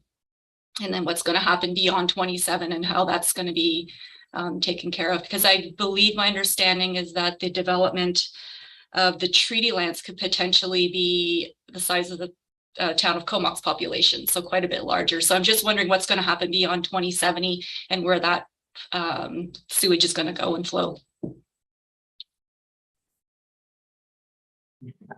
I'm not sure who's best to answer that, Derry or Alana, or I can start maybe, and then Alana can help out potentially with some of the land use planning. So generally, Shelley, I think in that earlier slide that Ian showed us, we have used what we call the medium growth scenario. So really looking at kind of the low, medium, and high growth projections for the area and kind of taking that middle road. I guess the one exception to that is that for the Union Bay Estates lands, we've used the projections provided by the developer in their sewer master planning work that have been included in that 2070 population number. I guess to add to that, for the existing developed areas, we've seen kind of how small the lots are in those areas, and really we expect quite minimal new development over time. And I think, the projections that we've provided in the medium growth scenario are likely to be adequate for those areas. And, for Comox, we have included, again, medium growth projections. There is the potential for growth to exceed that. But at this point in time, I think looking beyond the 2070 planning horizon is a bit challenging. There's just so many unknowns in terms of how fast development's going to progress in the area. And so we've stuck to that medium growth scenario. I don't know, Ian, if there's anything you want to add to that. And so flexibility is key. Yeah. So when we go through these phases, you'll see how, because it is difficult. We don't know exactly when the Comox First Nation are going to proceed. There's a lot of uncertainty. So that's why we kept this system to be as flexible as possible. If we need to upgrade at a different phase, that's why we look at the ultimate build out and then phase it down, so we can quickly readjust if there's a new development or something else comes into play that we need to take into account. Can I just have a follow-up? Just to follow up, so it sounds like just what Ian said, that a design or analysis was looked at in regards to the ultimate build out of that entire area, and then we scaled it down. Is that report available to have a look at to see, and I totally get it. I mean, you're not going to design something for full build out when maybe the first 50 years it's just going to be oversized. You're going to have stagnant sewage sitting in pipes. You don't have the flow, so it can cause lots of maintenance operational issues. But to see if that growth does exceed what the regional district has in place or plan to potentially accommodate that, is my first question, and maybe my second question to that in regards to the population and the growth and the densities. Is it the density I'm assuming that the density that's used is the density that's projected in the regional growth strategy. Alana, do you want to take that?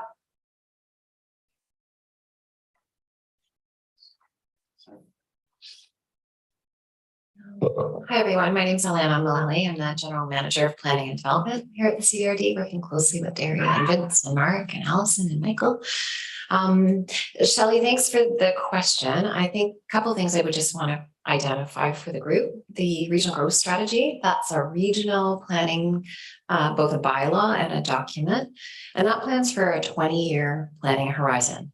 So I think it's important to keep that in mind in terms of the densities that are prescribed in the regional growth strategy. For now, the other thing I would want to say is the further you get out with population projections, the less accurate they become. Almost worthless after 5 years, right?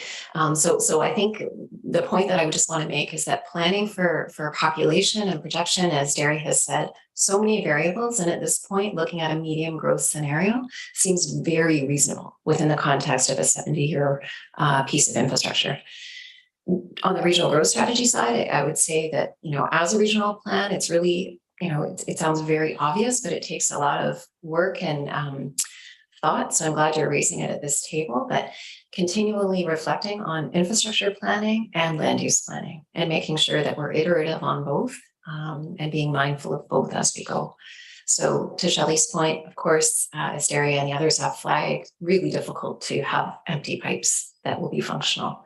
But we are ensuring that through regional growth strategies, but also through official community plans, that there is that back and forth looking at infrastructure capacity and land use planning.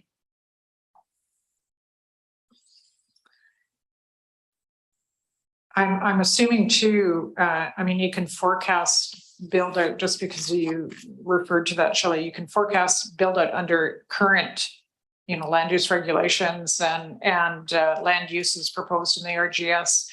But there are a lot of unknowns in this area. And of course, those can change over time. So that poses a real challenge for you, Ian, and your colleagues.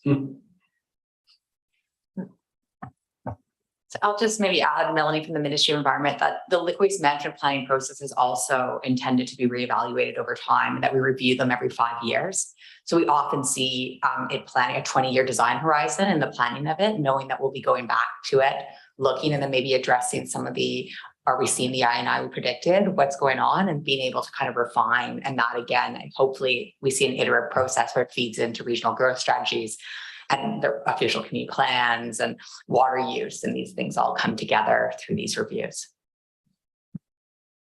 Jim? Shelley, I think I heard you right when you talked about infrastructure being part of future planning decisions. I'm really glad to hear that, because the whole concept of having regional growth and not having considered how infrastructure is going to be provided to those areas, it poses a huge problem. And I hope as we go forward that this development in particular, we may learn from it that we don't want to have, we want those two components to go together as how we're going to service them before we actually rezone them, because it creates nothing but headaches, in my opinion. Thanks, Jim. As a planner, I just want to support you in that. It makes perfect sense, right? Sorry. Oh, I'm sorry, Russell. Yeah, thanks very much. And just to pick up on Jim's comment before, the reason I raised my hand in that, we are responding to the existing zoning that is in place within the service area for sewer, right? The master development agreement applies to the Union Bay Estates lands, and existing zoning applies to the service areas of our existing communities, Royston, Kilmarnock, and Union Bay. I just wanted to comment on the fundamental decision that the regional district made with respect to working in collaboration with Comox First Nation. when it came to both the water treatment project and the conveyance project that we're undertaking with respect to the improvements of the Comox Valley sewer system. Those were done with both Comox First Nation and the regional district and our municipal partners coming together and saying, let's work on these matters in collaboration and together. And the water treatment project proceeded with the blessing of Comox First Nation with the permits and other things that were required of it on the basis of a memorandum of understanding that supports Comox First Nation and the regional district working collaboratively to service their treaty settlement lands. And likewise, when it came to the sewage conveyance project, there's a community benefit agreement between the regional district and Comox. And I think this is the way the public would expect us to work, is that we will work collaboratively on solution and the servicing of these areas as opposed to in isolation. And by working together collaboratively, the decisions of the future can be made in the interests of all parties. And just to understand that when it comes to the regional growth strategy, bear in mind that Comox First Nation treaty settlement lands aren't subject to the local land use regulations and bylaws and standards that the regional district applies. But the relationship that we have with Comox First Nation and the agreement on collaboration is the foundation for us to work together and ensure that services are provided in a way that meet the needs of all of our communities within the Comox Valley.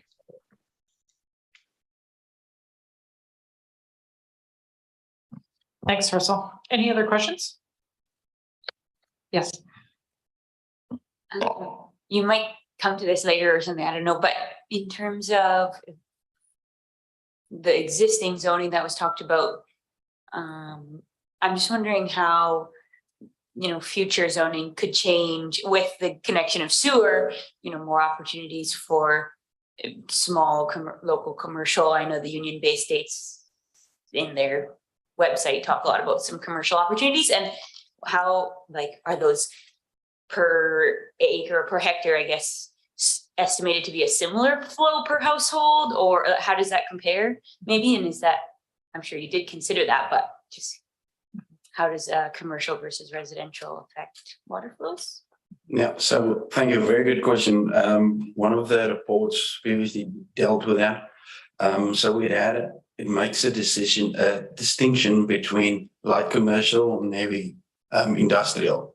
So that was also factored in. So we just worked it down to a population equivalent because it's much easier to compare apples to apples. But that was specifically considered, especially with the Union Bay states, where they gave an indication, the same for the Comox First Nation, where they gave an indication what is industrial, what is commercial. So we have included for that. Anything else? Ken?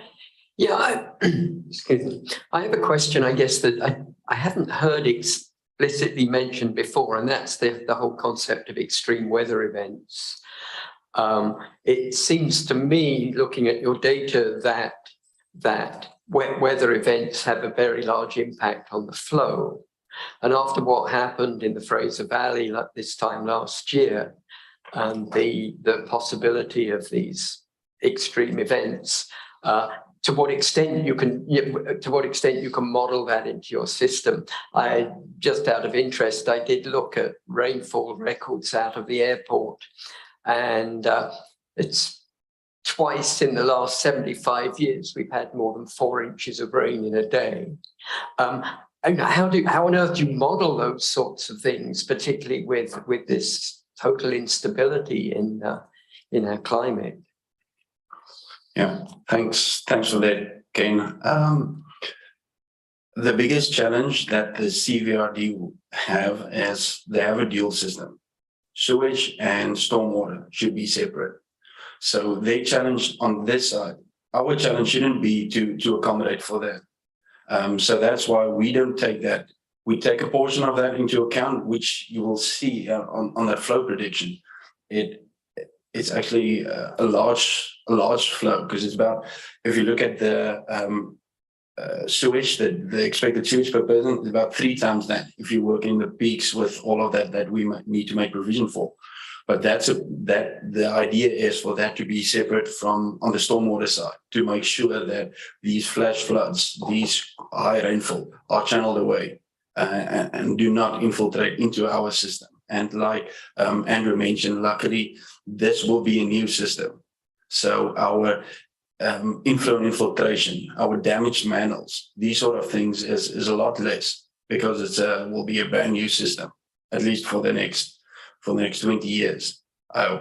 And but the real challenge will be if we connect an house to the system and you have a rain event, you can't just dewater your basement area into the sewer system. That needs to go to a stormwater system.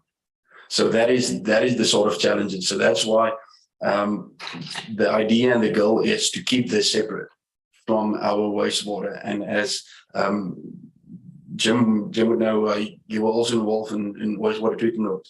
If you get into the wastewater treatment side, your reactor, your heart of your process is designed on organic load. So the infiltration is just dilute the whole system. It's not going to change the size of your reactor, but some of your other structures will need to change. So you try to minimize this infiltration as much as possible. So that is the goal, and that's why we haven't allowed for massive flooding events on the system, because the CVRD's challenge will be to make sure that this does not intersect to that. Does that answer your question?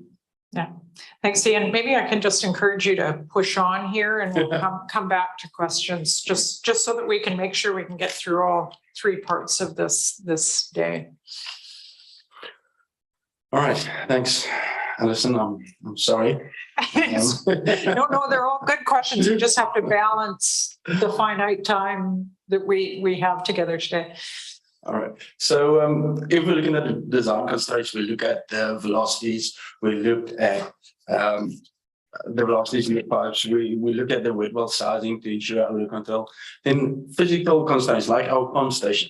Our physical pumps can only do that much because we need to have some sort of a centrifugal pump. We are limited with the type of equipment. There's variance around that, but you need to be able to have a solid passage. You need to pump about a 70 mil solid. It needs to pump abrasive material. So that makes sure that you can't use all type of pumps. You have specific pumps that you need to use for this system. And that makes that you can't have very high. It's difficult to size a pump from Union Bay pump all the way through up to the other side. So that's why we have this daisy chain where we pump from one station to the next, make sure, and that will speak to our last one, which is the transient pressures. So transient pressure, if you have this high load, this high pressure, because you pump this such a long distance and your pump need to push it with such force to get it to the other side. If you have a power failure or the pump stops, it pushes, and then all of a sudden you get this pressure back, and that is the water hammer. So that damages all your equipment, all your valves, all your check valves, all your pumps. So now you need to make sure you get this sort of equipment that is high rated for big equipment. So the smaller we can get that this water hammer, this transient pressure, the better it is. So that's one of the challenges, to keep it as low as possible. Right, so yeah, push through that side. Okay. Yeah, let's just go to the last one. All right. Yeah, there we go. All right. So once again, as Alison said, as Shelley asked the question. Sorry, Ian, I think we're just jumped ahead. There you go. All right. Thank you. As we have these questions about the development, once again, the key in this system is flexibility. We need to look at different scenarios because nothing is pinned down. Like Alison said, we can closely predict the next 5 years accurately. But after that, you keep adding more assumptions and more assumptions. So now you're doing assumptions on top of assumptions. So now you need to get to some sort of a plan, something that's realistic for now that you can use into the future. So that's why we started off, and Michael and they were Michael will speak to that later, and they already mentioned that. That's why we focused on, at this point, on the pump station 6 that's in the Union Bay area, as well as the pump station 1 that's in the Royston area. So I'm going to start off with phase 1, just the immediate short-term intervention that's ready to go. You'll see we'll start off with a smaller flow of 34 liters a second that will pump all the way 8 kilometers to pump station 1, collected at that point. Pump station 1 gets the infiltration in that area of about 14 liters a second, and all of that then is pumped to this siphon. So we need to take into account what is the future, what's the future going to hold. So that's why, once again, flexibility. We need to, on the short term, we will need to accommodate a lot less flow, but our pumps will be sized for the future, make sure we get the right flow that we need. Our diameters of our pumps, of our pipelines, will be sized suitable for now, and that's why when we go to the ultimate build out, you will see at places we will need to bond lines, we will need to force mains. We can't have, there's not a one size fits all, and that's why you'll see we will work through these sort of scenarios and the flexibility. So so this is the short term. This is the plan for the immediate work. All right. Let's go back. Michael, can you go back one slide? There. All right. So then the idea is in the future, with a partnership with the First Nations, they looked at various options when they will be ready. What is their master planning? What is their ultimate plan? And then the idea is to build up this pump station number 3 in the area. So that will put less pressure on our pump system, because now we only pump, I think, about 4 kilometers to the pump station 3 in the Comox First Nation area, and then have another collection system from local sewer of about 24 liters a second, then pump all of that to pump station 1, and then from pump station 1 we pump that to the siphon. Once again, pump station 1 sized with the right size from the beginning, pump station 6 sized with the right size, so we don't need to change too much on that. Then we looked at our next step after that was looking at a longer term, is to build a regional pump station. So the regional pump station is, we will discuss that in the last paper in a bit more detail, but that will be make sure that is above the flood levels. It's close to the Highway 19A. It's where all the pump station on the varying sequences will pump to this station. It's accessible, it's easy to maintain, it's not, it will not be close to the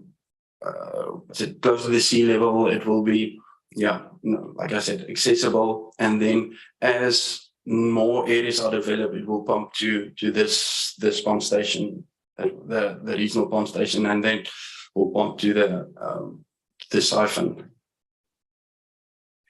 Can we go next slide, please, Michael?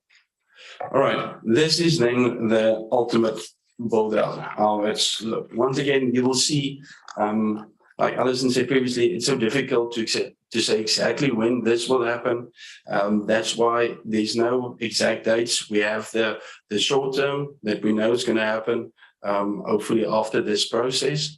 But then the future one, as the development comes up and we need that, we're already in this process. We know we can just carry on with it. So this one will show you the complete build out from pump station 6 to pump station 7 to the Union Bay. We have this pump station 5 and everything pumping. You'll see the 2 blue lines now just below the black line. So that's just a future twinning of a pipeline.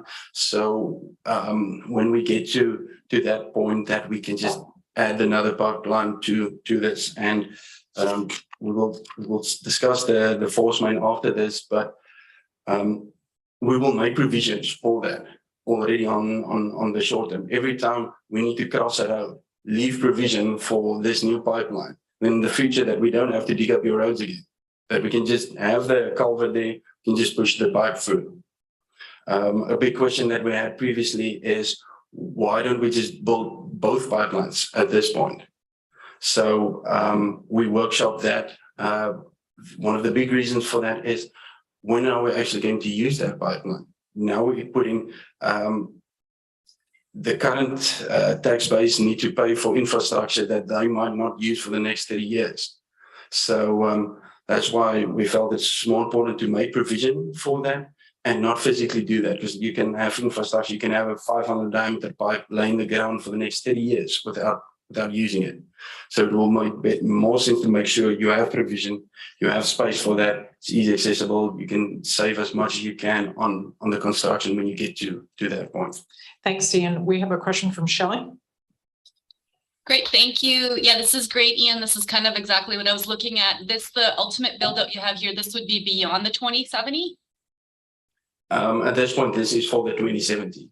At 2070, okay. Yeah. And is there any upgrades from the Courtney River siphon and beyond to the treatment plant that you foresee based on these flows and at the ultimate build out timeframe?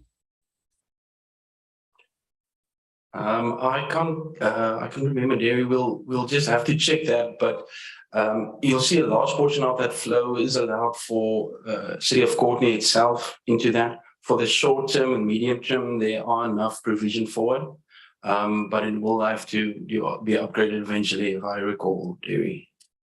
Yeah. Derek? Yeah, thanks, Shelley. I think provision for south flows is being made, within the liquid waste management plan for the sewer service. And then also within the site master planning work that's going on. But I believe those documents are about a 40-year planning horizon, Mark, is that correct? Sorry, just a second here. So for the sewer treatment plant master plan, I think you're right, about 40-year planning horizon. For the conveyance project that's in front of us right now, the system design there is to 2100. And it's proposed to accommodate these flows. Yeah, so Shelley, the conveyance project, like I said, is designed to meet the flow requirements in 2100, based on the assumptions that are made on, growth and flow projections. If there is somehow, greater contribution of flow from the south, then, in theory, it could shorten that time to, by a couple of years. But keep in mind that any flow coming from the south is combined with contributions, capital improvement cost charge contributions towards the sewer treatment plant and the rest of the system, as per any other connection that gets made. So if this is till 2070 and we're building the conveyance to 2100, I'm assuming all the flows are already accommodated based on the time frame of that asset. Is that correct? Sorry, the time frame of which asset? The full build out of South Sewer. This based on this diagram of the ultimate build out is to 2070 based on the medium growth. And the conveyance upgrade that we're doing is based on an asset life of 2100 to 2100. So I'm assuming that we've designed it to accommodate all of this flow, all of these flows for full build out. I guess it's yes. Yeah. Okay. Thank you. Andrew? Just a quick question about right sizing the pump stations. Looking through all the process diagrams, so pump station 1 starts out at 48 liters per second. Then in phase 1B, it's at 72. Then in the future phase, it's looking like it's down to 19.2 for a while. Then in the final build out, it's like 28. So that's a challenging pump station to design. So you guys would be spending some time on sizing wet wells, being prepared for multiple pumps or pump configuration changes, that kind of thing. Yeah. So we will cover that in the third presentation. Okay, cool. Thanks. Roseanne? On the design slide, I'm curious about pump station 3, the Kilmarnock neighborhood. I couldn't quite decipher if that's in the original pipe or the second twinning. That will be in the original one. Original, okay. Yeah. But not, sorry, on the first phase, so it will not be in the first phase 1. That will be on the second phase, but no new pipeline. That will tie into the existing pipeline. That's why you'll see it's sized a bit larger than we need at this point to make provision for that one. On the design here, maybe I've just misunderstood, but. So the pump station 3 on that one, it makes provision at the initial stage for them, and then it will be upgraded. So it will have then to get this additional 80 liters a second as well. But if you go to sorry, if you go back to phase 2B, one more. Oh, but keep that one. That's fine. So that means that old pump station 6 will pump to pump station 3 with the same 250 down the pipeline. And then because our distance now is only 4 kilometers, it's much easier to get more flow through that line. So that's why we made provision, I think, for that difference, 24 liters a second provision for that on the short term. But on the ultimate build out, when that phase increase, that whole area is developed, then it needs to be upgraded and 2 more pumps will be added to that same pump station that will have additional force main as well to that. Okay, got it. Thank you. Does that make sense for you? Yeah. Okay. Okay, can we, sorry, Michael, would you mind just advancing? I think we're at 11 or 12.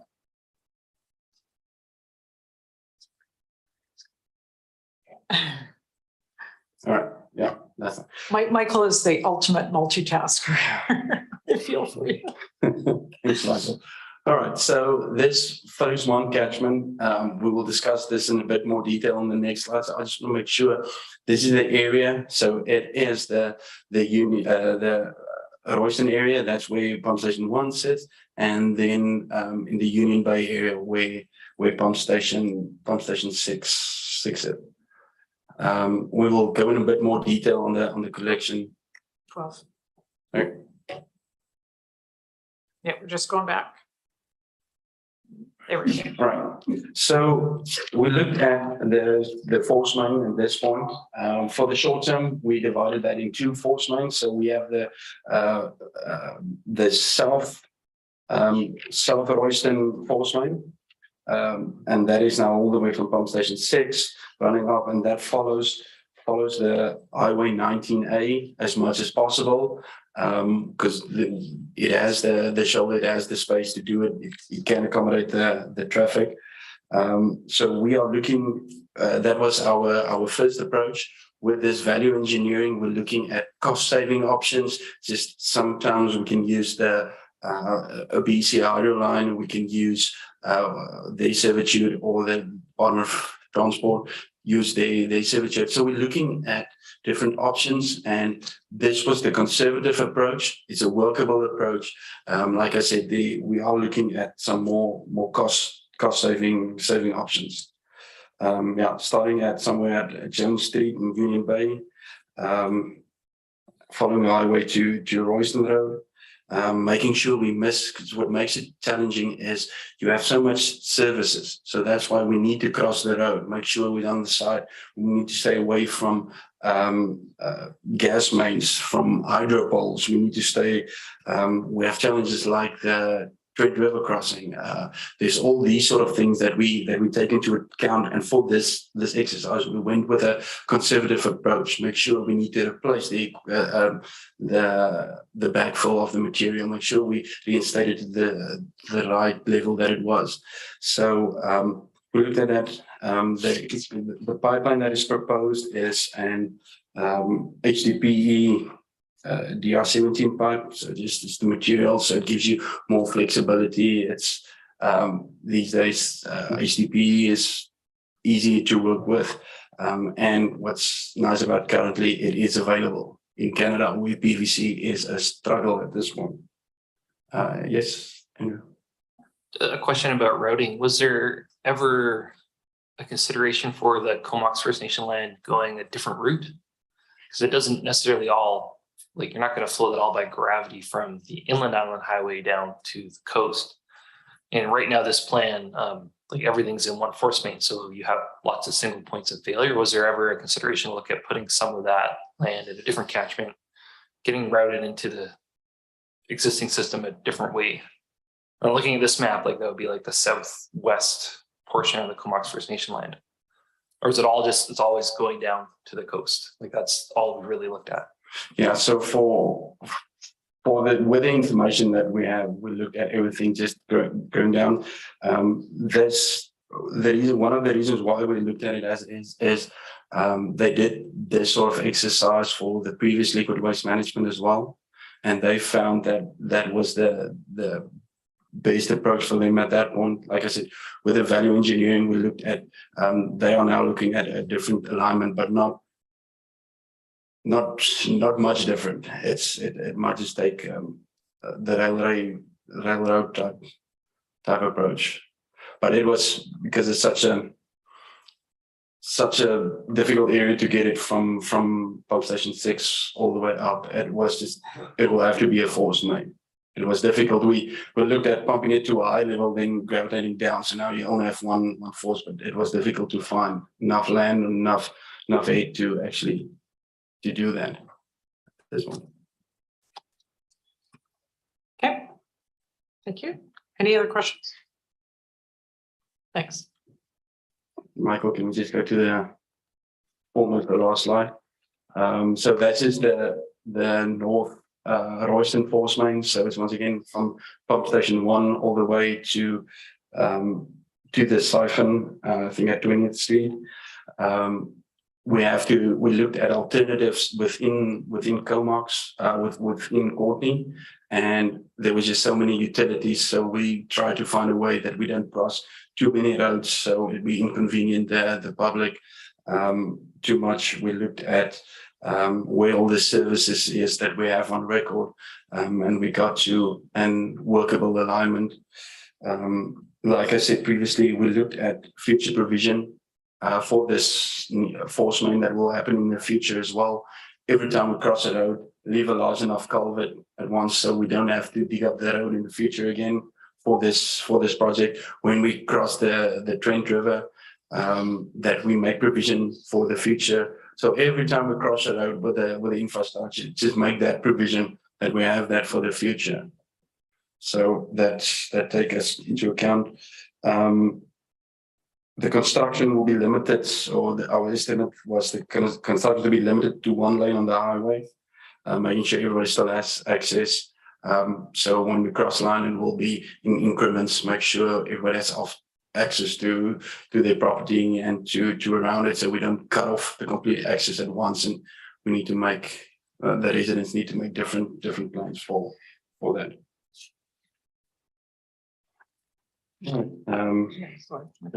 Next slide.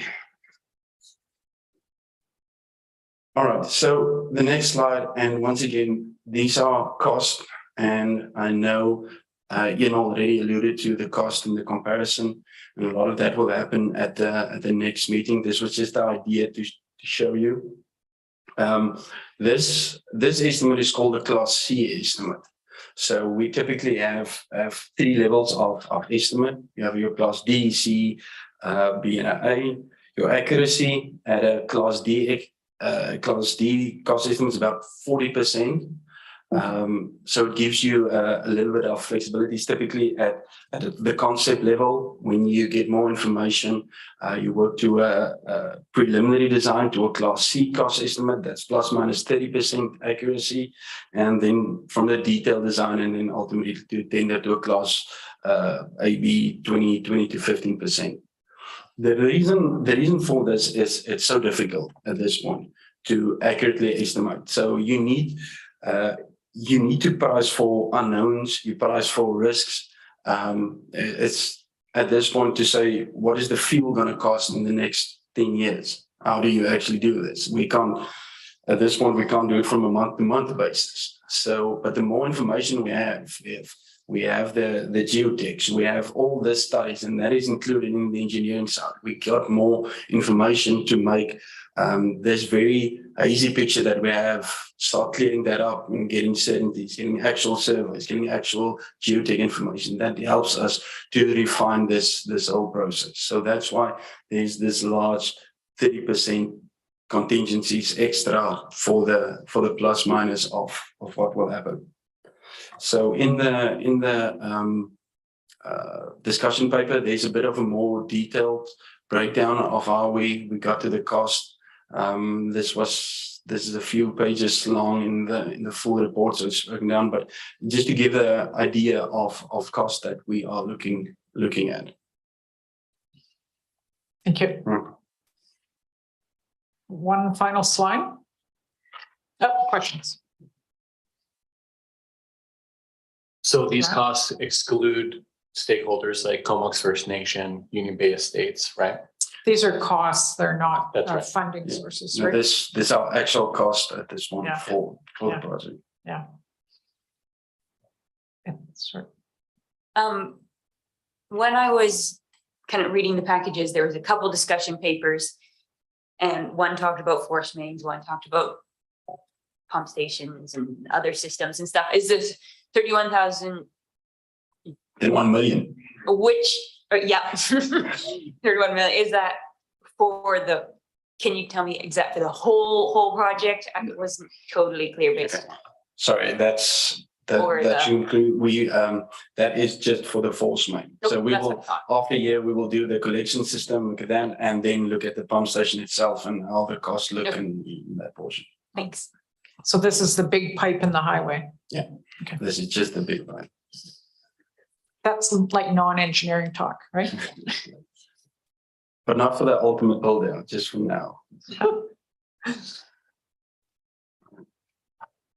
Okay.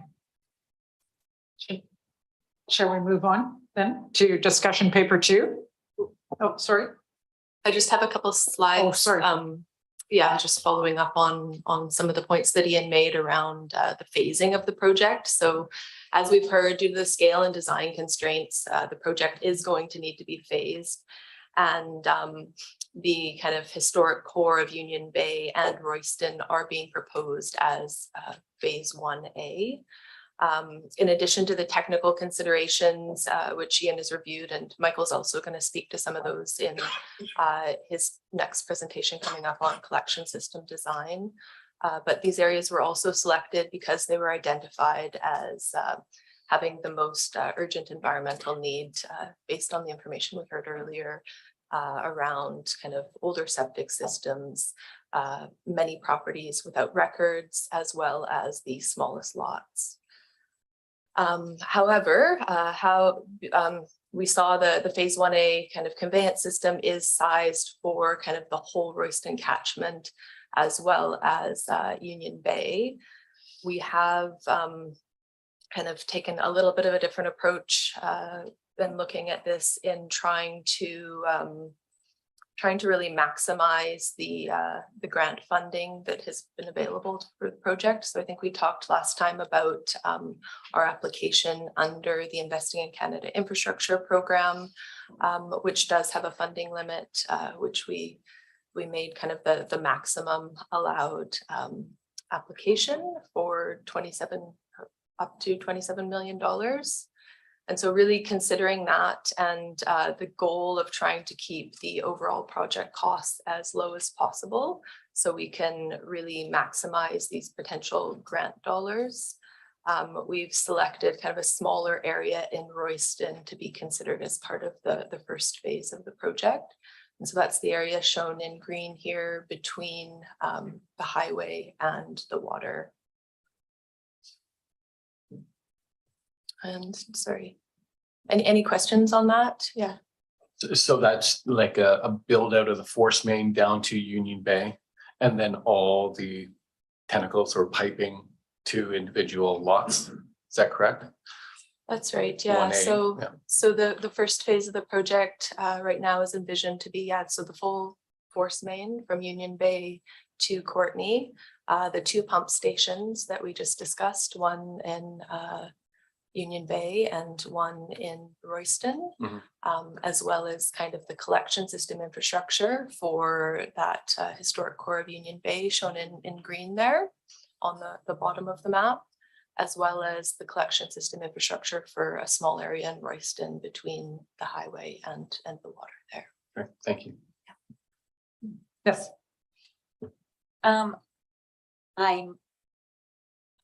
I noticed that the elementary school in Royston is not included. I know capacity issues. I mean, I'm not on the school board or anything. I don't know about that, but you know, teacher friends that work there, whatever. And I'm just wondering why that may or may not be considered. Yeah, I know lots of people were really concerned about that at the elementary school specifically. Yeah, thanks, Tabitha. So we are looking at potential options for connecting the elementary school sooner rather than later, and we'll be having those discussions with the school district. Yeah. Yeah, this may be his next meeting, but I just wanted to broach the subject now is that when you talk about grants being applied to the first phase, it brings me to think of, will all connections over all phases end up paying the same amount? You know, as these costs come and go, and I recognize that the way taxes work and things like that, it would be unfair if neighbors ended up paying different amounts just because of decisions that were made about grants and all that kind of stuff. So I'm just wondering how that is getting pulled together so that it feels fair across all properties. Yeah, thanks, Ian. That's certainly a challenge of a project like this being phased over time and also not knowing when kind of those future phases are going to come online. Certainly for the first phase of the project, we are looking at kind of an equitable distribution of costs for all the properties that are being connected. But it's kind of unknown at this time what the future connection costs are going to be for those additional neighborhoods that will be brought on. That said, because what we were building now, so that the big pipeline along the highway and those 2 larger pump stations, those are kind of the core, the backbone of the project. So because that infrastructure will be in the ground, particularly for the build out of the remainder of the Royston core, as well as the Craigdarroch subdivision, those neighborhoods will really be looking at mostly collection system infrastructure in terms of the cost of connecting. That sounds like people will be paying different amounts. How is that fair? That's, you know, that is kind of a, you know, if we're really going back out to the neighborhood and saying, how does this work, right? Then it becomes an argument of, okay, hook me up now, make me a part of the first phase. So I think it's something that we really have to think about, that we'd be able to go back to everybody and say, you're on the same sewer system, you're paying the same amount.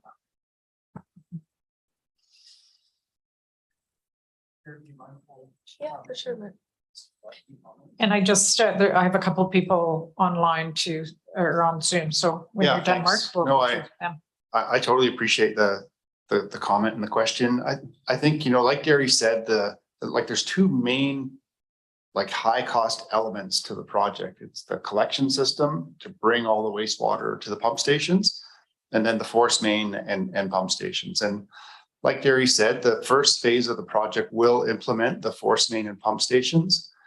And the implementation of that infrastructure will benefit those future areas that connected in future phases. We just can't guarantee at this time what the cost for those residents will be, but I think there will be a, you know, an objective or a goal of having similar costs at those times. So you know, they'll be looking at just a collection system for their neighborhood to bring it in, and you know, that's going to be in total, that's going to be just a fraction of what the project costs in its first phase. And there are other grant opportunities that, you know, could help out in the future. It's just that it's difficult at this point to say, yes, it'll be exactly the same amount.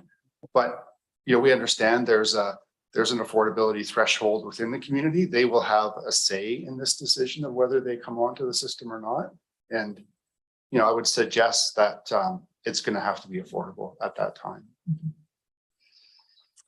Thanks. If we could just go to Russell. Oh, thanks, Ellison. Actually, I had just lowered my hand because I think both Mark and Derry have said it all, but I guess I'll summarize. We're limited by the amount of available funding in this grant program. We can only apply for so much. And so the available grants is being applied to the project in a way that tries to make it as affordable as possible.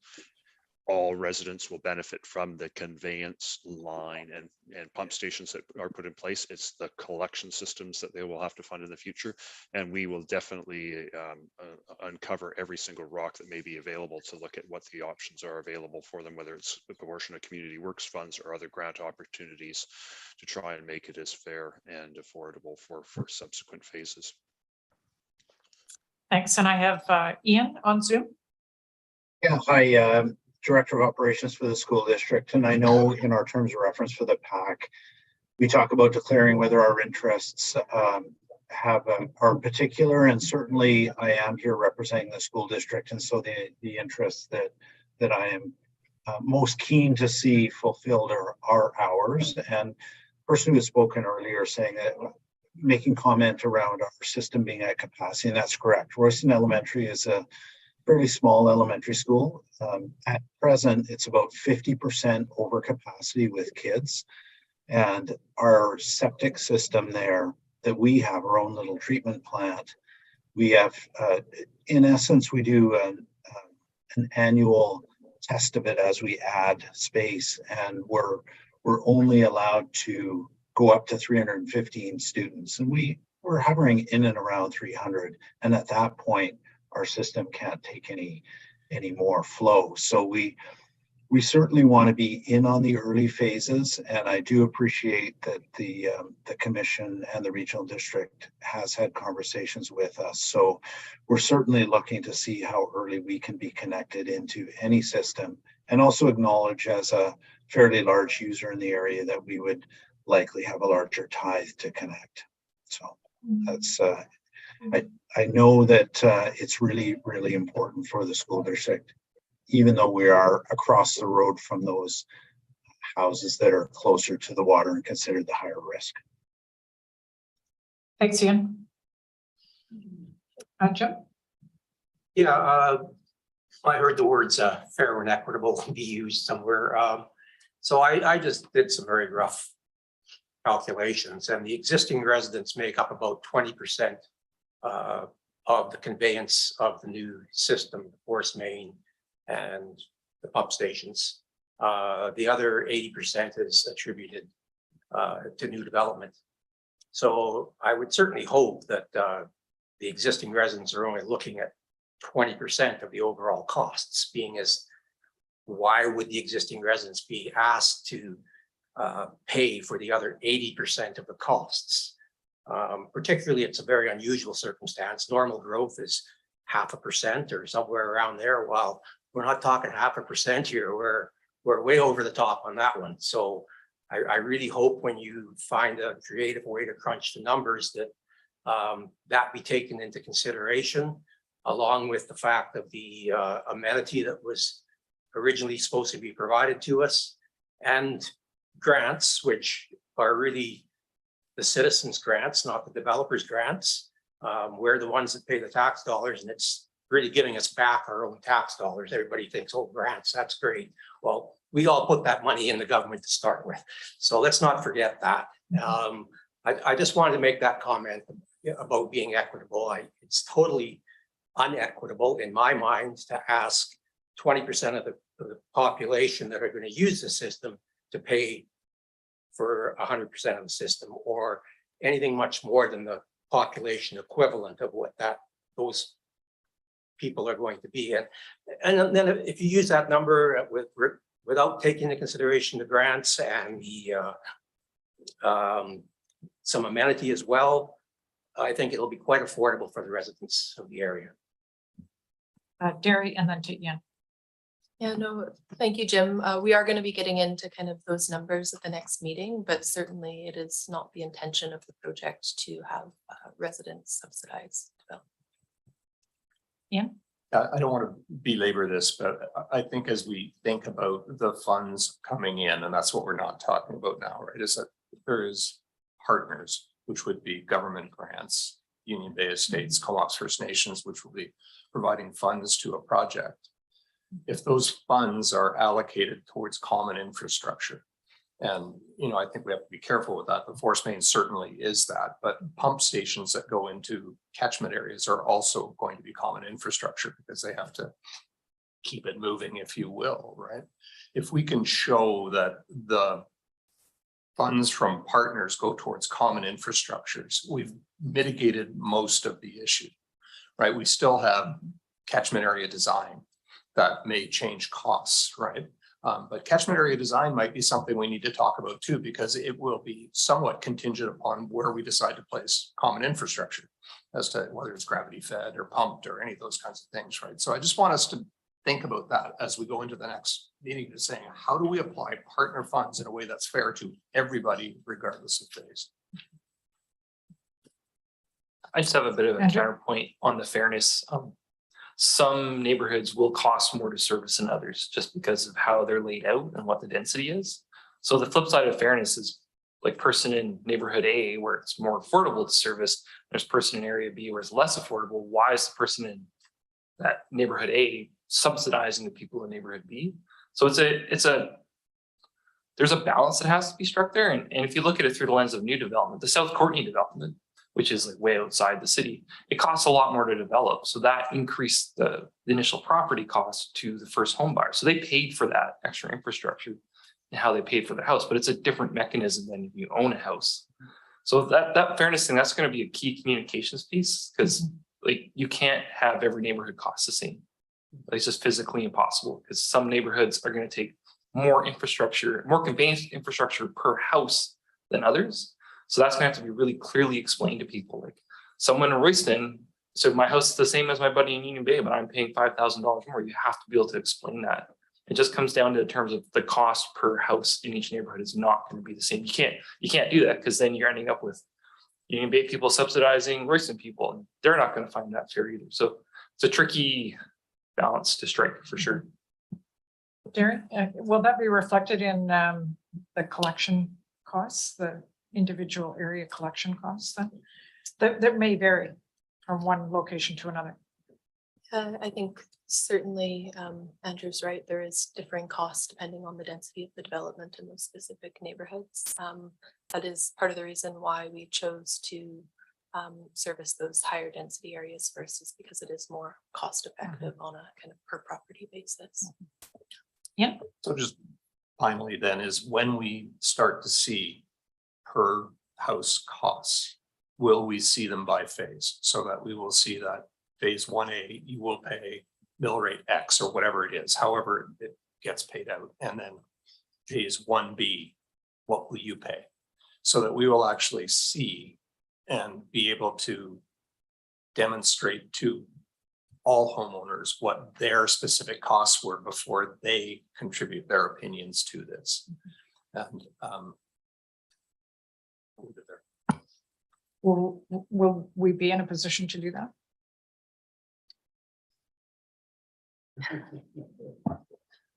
I think the challenge with that one is that we don't know kind of the time of when the next phase is going to be developed. And so, the costs that we're seeing today are in 2022 dollars. We're projecting those out to kind of what we're estimating to be the midpoint of construction for this first phase. But then it's hard to know what inflation is going to look like over time, and kind of what those dollars are going to end up being when we go to construct that next phase of development. Okay, thank you. And the second part of my comment came back to me is Mark mentioned neighborhoods will be able to have a say as to whether they join or not. My understanding of the liquid waste management plan process is that this is an alternate sort of approval process, and that there won't be a choice. And I'm hearing that from the community as well, is that they feel like they're going to be forced to join. Is that not true? Is it going to be opt-in, opt-out referendum style again? Because if that does come to pass, you know, that a neighborhood finds that their costs are exorbitantly high, that they could opt out. I think that becomes fair again.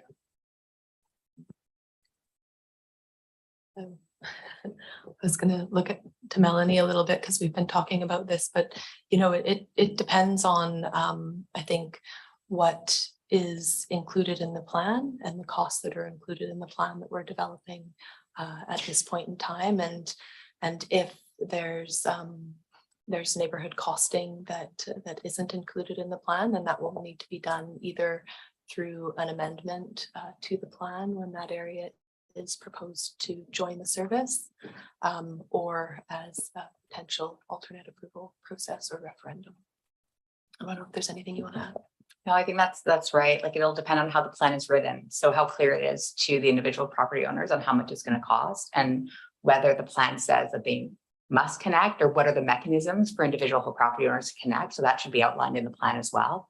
And so the way the liquid waste management planning process works is that once a plan is approved, if costs change substantially, so we see Class C estimates here, we're hoping for at the final stage, closer to Class A, right? Cost estimates for individual landowners. And if in like 10 years, we're looking at the next phase and those costs have changed substantially, there'd be a requirement to amend the plan with another minister decision on that amendment, which requires the public consultation, because that's a big piece of a liquid waste management planning process. Because as you say, it's like an alternative approval process. Once it's approved, the regional district can use those monies to do what the plan says. So one of the criteria the minister is looking really closely at is the level of public consultation about those costs. And so that's one of the things that would trigger an amendment. Jim? Yeah, no, I'm trying to remember what I was going to say. When I know this is early and probably the next meeting will inform us a lot more about costs and things. Are they, or do you know if the costs will be on the property taxes, or will it be a separate entity? And the reason I ask that question is there are many people in Union Bay that defer their property taxes, but you can only defer certain things. So property taxes, yes, you can defer, but you can't defer, I don't know, capital projects. I don't know the answers to that. So it would be nice to have the answer to that. I think that would go a long ways for a lot of people, particularly the elderly in Union Bay, that have very, very limited resources in order to finance this. So, and would there also be an option to pay your portion right up front to avoid the financing charges of, you know, price kind of doubles when you finance it out? So it would be nice to put some thought into those considerations as you're looking at costing. Thank you. I think probably this is the time to take a break. And Yeah, can I just, Sure, I just had, yeah. I think these questions are great, and I just wanted to progress to the next slide, please, Michael. Just kind of, you know, this is, I think, the type of discussion that we are looking to have at the next meeting. So really, that will be the meeting where we're looking to the committee to kind of make some recommendations on the options being presented today. So, you know, do you support the current initial phase that we've proposed today?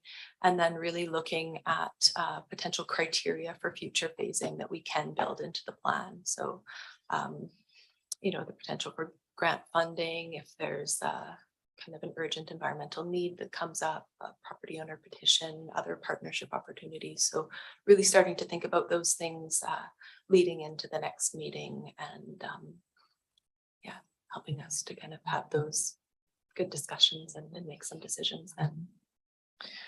So if I can just say there's really two parts to this. There's a sort of engineering side to the phasing. So yeah, we're looking for some comment from the TACPAC about the phasing itself, the engineering side. Are you comfortable with that? Seems to make sense, but clearly I think we've heard that we need, along with that, some information about costs and cost allocation. So I'm not sure that this sounds to me like they're going to go hand in hand.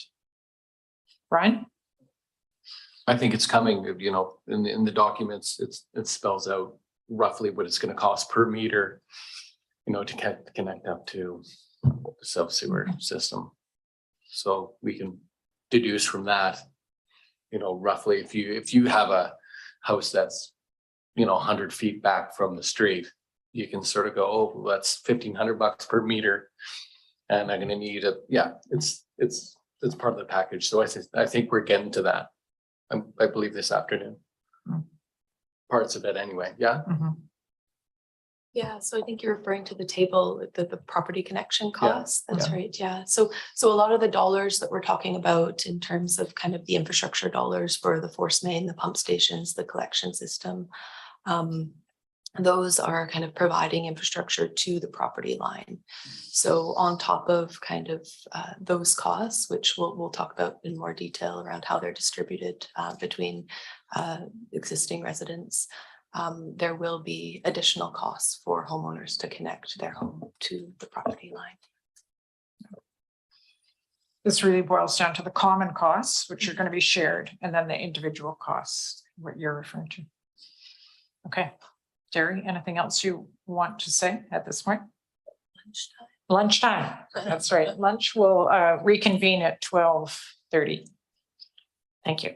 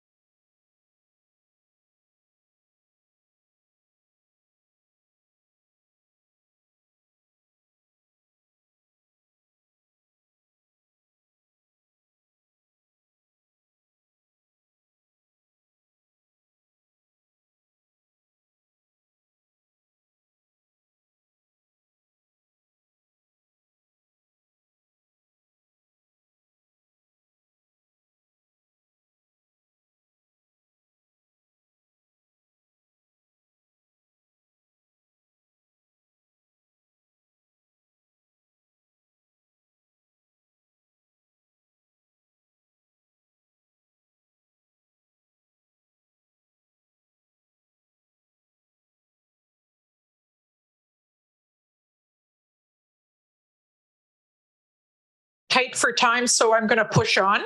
And and I've asked the engineers if we can be as efficient with their time as possible.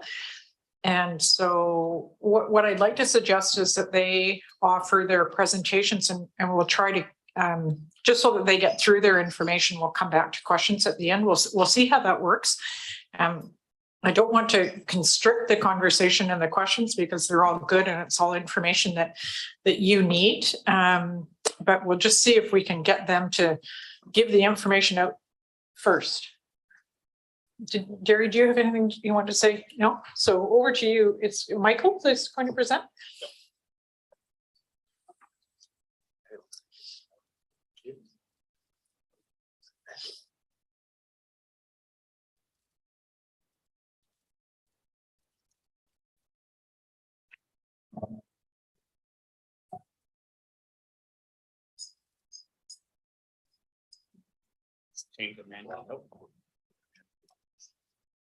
Oh, okay. So are you okay on that slide? We'll get Michael to advance, and if you want. Yep. Okay. Okay, thanks everyone. So Ian's gone over the force main alignment and the phasing of those options and talked briefly about the pump stations and how that factors in. So he's gone over the backbone of the system. So what I'll be talking about now is the collection system. So how all the sewage from those neighborhoods are conveyed to the pump stations and then conveyed to the force main. So I'll walk through some of the discussions and the work we've done with the CVRD to evaluate a few different collection system options. And then I'll talk on the high-level conceptual design and short-term design considerations for the preferred option that was identified, specifically as it relates to pump station 1 and 6, as those are the areas for immediate build-out. And finish off with some order of magnitude cost estimates. We can advance. Okay, thank you. So in total, 7 different collection system alternatives were evaluated. I'll briefly run through all of them. So gravity sewage systems, I think, is the most commonly used that people are aware of. They tend to have longer service lives and less operations and maintenance just because everything flows by gravity. There's no large mechanical, electrical pieces that need to be maintained. So where you can use it, it's always preferred. Although obviously the drawbacks is you're confined by topography. Anywhere you have variable terrain or you're trying to go uphill, obviously it becomes more difficult. And deep sewer excavation, those costs can add up quite significantly. Excuse me if I'll jump around a little bit, but I'll talk briefly about septic tank, effluent gravity, and pump systems. So option 4 there. So those options, every property owner would have a septic tank on site. It would have some primary treatment where it separates out all the grit and the sludge and some solids. And then that clear effluent, that liquid portion of domestic wastewater would get either flowed by gravity or get pumped into the collection system. So that would be conveyed away by the sewer system. And then option 2, the low pressure sewer system, it's very similar to the STEP system, the septic tank effluent pump system. Except in the low pressure sewer system, what you have is a grinder pump at each property that grinds up all those solids. So the solids and the liquid component all get pumped into the collection system. So you're not storing anything on site, and that all gets carried away. And then lastly, of the technologies and methods that we looked at was vacuum sewer systems. So rather than pushing or everything flowing from the houses, there's a centralized vacuum sewer station that pulls. It creates a partial vacuum in the pipe system that sucks everything towards itself. It's not as widely used in Canada. It is used elsewhere in the States and Europe. It does have some constraints. It works quite well in low flat areas and smaller catchments. As you get into variable topography in larger areas, it just can't handle that load. And then we also looked at hybrid options, so trying to take the best of multiple approaches and see where they fit. So a gravity LPS hybrid, using gravity where you can, and then where you get into difficult terrain, you can use a pumped option. Similarly, a gravity or vacuum system hybrid, and low pressure sewer, vacuum sewer hybrid. So of all of those, the gravity and vacuum sewer hybrid came out to be the lowest cost option, although given the limited use of vacuum sewers in Canada and concerns with possible failure modes, it does require a lot of specialist maintenance and monitoring. It didn't score highly across all different categories that we considered, so long social, economic, environmental considerations.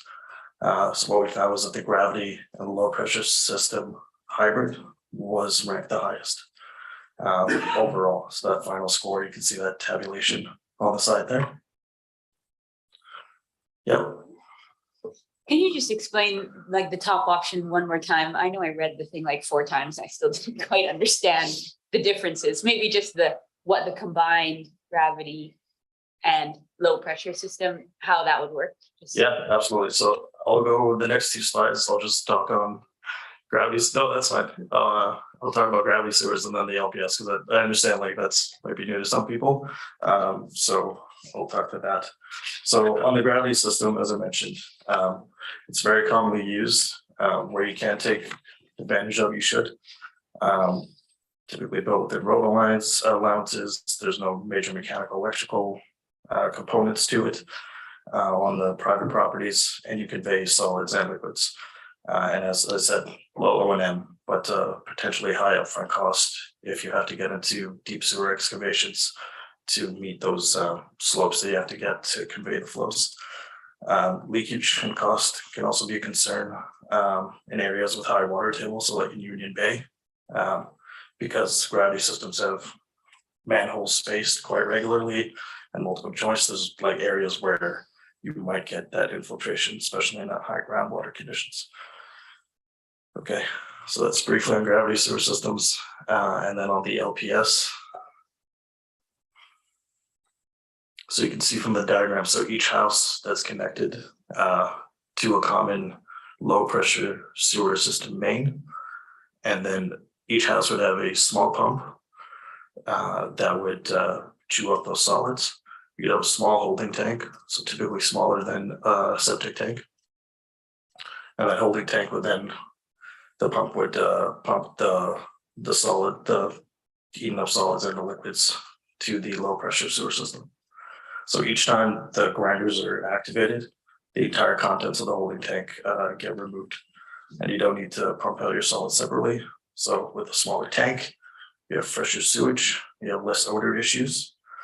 And in essence, because everybody would kind of conform to a similar design, you'd have some consistency across all the properties.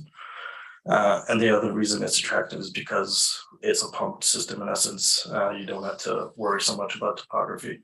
You can have a shallow excavation, follow the natural ground, which is quite helpful for not disturbing the area as much, right? So it could have lower capital costs, but the O&M costs over the life cycle of the system can be higher because you are dealing with more complicated equipment on site. Another concern is bacterial upset. So if the system is misused or not properly managed, you might get buildup, sludge, and problems, some solids getting pumped into the common pressure system. Andrew? Just a point, in these sorts of systems, the homeowner owns the pump. So there's an O&M burden on homeowners. The municipal governments tend to only own from the service box to the main. That's correct. Yeah. So that equipment's on site, managed by the property owner. So it has to be properly maintained, otherwise you'll cause issues, and you could cause issues to the regionally owned infrastructure downstream if something gets sucked up and causes blockages downstream. And power outages, again, because it's a mechanical and electrical system. If it's shut down, there's some storage available, like a 24-hour storage, depending on the kind of size of the holding tank. But getting power back on is, quite important. Yeah, but in essence, by using that hybrid approach, you do have some flexibility. You kind of get the benefits of gravity system and the low pressure sewer system. So that's why this option was carried forward. Question there? No, so I'm just looking at the header there. So this is actually a gravity sewer, low pressure sewer system. Correct? Not just a low pressure sewer system. This is the hybrid that we're looking at? Because No, it no, says so that's- gravity sewer from house into the low pressure sewer system. Right? Or am I wrong? Am I reading that wrong? So that's flow from, say, your fixtures from your shower and your toilet by gravity to the holding tank. Oh, okay. And then it gets ground up and pumped into the low pressure system. That we maintain, yeah. Yeah, and then the main line that is pumping past the property line. Yeah. Is a pressurized system. It's low pressure, but it's still a low pressure force main. Gotcha. Okay. So you wouldn't have, I mean, technically you could have these systems pumping into a gravity main where you have one house on a hill pumping in like by gravity into the gravity sewer and someone downhill pumping into it. But typically, and certainly in the areas we looked at, there were neighborhoods that were mostly gravity fed, and the neighborhoods or subsections of the neighborhood that would be predominantly LPS. But again, as we kind of get into the details and refine the design, we might find that, you know, some properties have to rely on LPS where we thought they might be on gravity. Okay. So just some short-term conceptual design considerations as we took that preferred option and refined it a bit. Just some of the things that we're considering and refining, particularly for pump station 1 and 6 catchments. There are 18 highway crossings that we've assumed would be constructed via horizontal directional drilling to avoid open cut and a lot of disturbances. There's also 3 rail crossings that wasn't noted there, but something else that factors into the overall cost to construct this system. We also refined the concept design by looking at foreshore installations. So we looked at anywhere where you're on that foreshore to replace gravity system with LPS. That just helps to avoid environmental impacts from large excavations and also long-term O&M considerations. Certainly it's hard to access manholes that might be in a tidal area for cleaning and regular maintenance. If it's pressurized, it could be pumped out. Andrew? So where on this map is LPS and where like you've got subcatchments? So can you tell us which subcatchments are low pressure and which subcatchments are gravity? In essence, anything east of the highway close to the water line would be LPS because we're fighting gravity there. So that's specifically S1-3 and S1-5 in the map on the left. I think at this point, Andrew, it's the S6, the properties kind of along the waterfront there are what are being considered. But we are going to have a few slides later on just asking the committee for consideration of a broader application of LPS if it's desired. So predominantly used in that Union Bay area for pump station 6 catchment at the moment. S13 is gravity at the moment. Okay, we have started modeling these with the hydraulic sewer model. Particularly these 2 catchments, just to confirm the feasibility, especially the gravity fed systems, to make sure that we're not surcharging any areas. So far, it looks like the areas are feasible.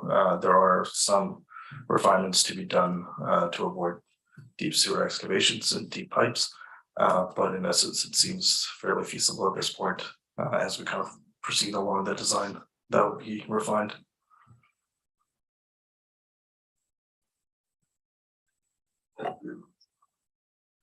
So we're getting to the cost estimating. So as Ian alluded to earlier, there's different classifications of costing. What we have here for the collection systems at this point is only Class D. So these are order of magnitude cost estimates at conceptual design level. I know the force main and the pump station that Ian will present for discussion paper 3, that's Class C cost estimates for preliminary design, but the collection system at this point is at a higher level concept design. So as we start refining and getting into the feasibility and taking feedback back from this committee, we'll be able to refine some of these cost estimates But what we have here is taken into account for collection or for pump station catchment 1. Considering the gravity and the LPS portions, as well as all the tines and services, totaling roughly with a 40% contingency and 50% engineering and contractor overhead, total of just over 11 million. And then for pump station 6 catchment, should be similar costs. Just under 11 million, so 10.6 million for that section. Again, you can see the split between the gravity and the LPS portions. Roseanne? Yep. It might just be a typo, but that's Union Bay, right? And it says Kilmarnock Drive. So I'm just curious if that's making reference. That is Union Bay. Okay. The little, yeah, it's mentioning south side and north side. That probably is a typo. Apologies for that. Okay. Another question about the tanks. Yep. In the handout, it mentions that they're talking about the septic tanks being connected. Are they completely unconnected from this system? So as it stands, the septic tank systems are connected to Are not. Okay, because it says for the LPS option, both the septic tank and pump are owned by each. So I think they use kind of some of the terms interchangeably. On LPS, the holding tank is essentially like a small septic tank. But it's a new septic tank, not our current. It would be a new one, yeah. Okay. Although I think through the value engineering exercise, there was some question on whether or not we could reuse some old infrastructure. I think it might depend on a case by case basis, but these cost estimates reflect new, smaller holding tanks with all the connections and requirements for the grinder pumps. Okay, on that topic, some of us have tanks not on the street side of our properties. Right. So it's feeding into like it's gravity fed. Based on that, would we assume that new tanks would go onto the street side, like closer to the connection? I think it might depend on a case by case basis where it makes the most sense to have that tank. Although with an LPS, it is pumped. So you can't keep it in the same location. You would just maybe have a longer service connection that's pumping from your tank to the main line on the street. Okay, thanks. Yeah. Sorry, if I can just ask, so these cost estimates include the installation of the tank, but once it's installed, then it becomes the responsibility of the property owner? Correct. Okay. And the next slide should show the costs for connection and tanks. Yep. In terms of ongoing maintenance costs with this low pressure system, is it a reduced maintenance cost to what should be the regional district? Because I mean, if you're grinding up your own stuff, people are less likely to flush those kids' hand wipes and just all the stuff that ruins the system outside of their property line. Like, do you notice a significant maintenance cost change because of those? I mean, I assume if you have to pay to maintain your own grinder thingy, you're going to be way more careful with what you put down your toilet. You're asking about the maintenance cost to the homeowners? No, to to the regional district.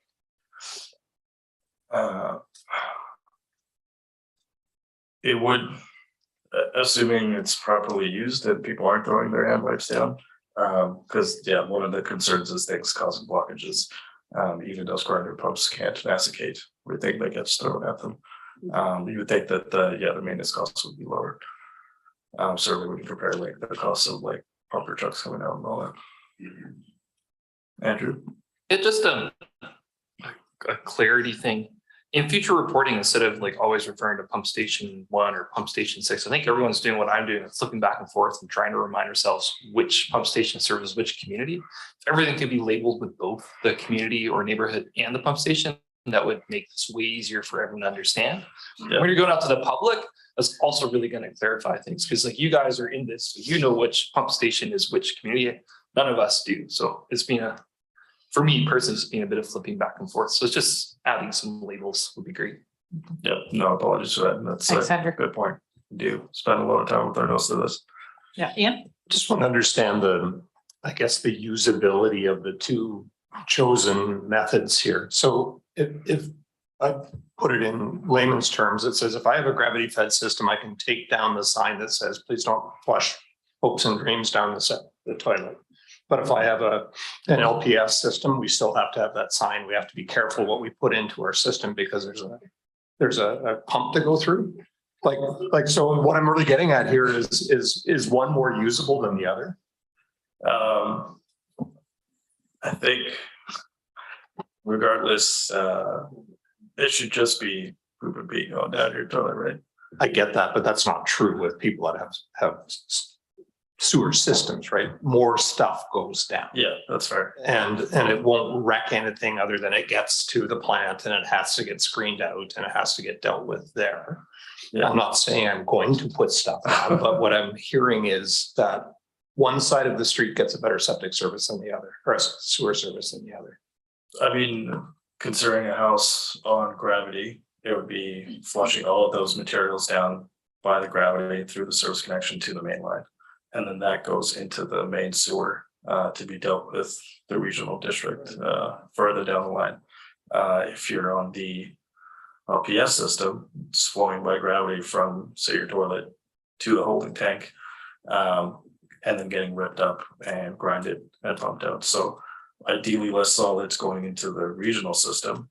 But if you're misusing that tank, you're going to see buildup and clogging in your holding tank and at your pump, which would mean more maintenance for you. So maybe stated a different way, somebody with an LPS connection has more things to worry about than somebody with a gravity fed connection. More to worry about, but say it's fair because you do have more infrastructure on your personal property that has to be maintained. So the follow on to that would be, can we understand the vacuum system a little better? Because actually, I think the more worrisome thing about the LPS system is power failures. And, it's not like that area is immune to power failures. There's some long outages down there that would be problematic for those on an LPS system. Where, excuse me, I would assume that if you're on a vacuum system, that there would be a generator that would assist that system in the event of a power outage. Maybe an assumption that's invalid, but I'd love to hear your thoughts. No, it's a valid point that power failures are a concern for LPS because it would affect every single user. You would have some storage in that holding tank, depending on the size, say 24 hours, to have on hand while that outage is restored. With vacuum system, all of your power concerns and consumptions are limited to that one central vacuum station. But that technology has its limitations. It can't be used widespread throughout large areas and in variable topography. It's really well suited to short distances on flat land. In the event of a power outage, that's correct that maybe you can have a backup generator or a portable generator to restore power there. The other thing with vacuum systems is it's quite a specialist requirements for operating and maintaining that. So you would have to have special training for operation staff and specific monitoring. So those costs would be quite high. Yeah, I think the simple answer is a vacuum system could actually cost homeowners more money over time than having their own grinder pump on site, even with the redundancy built in that vacuum station will run during a power outage. So it's probably still more expensive with a different set of risks.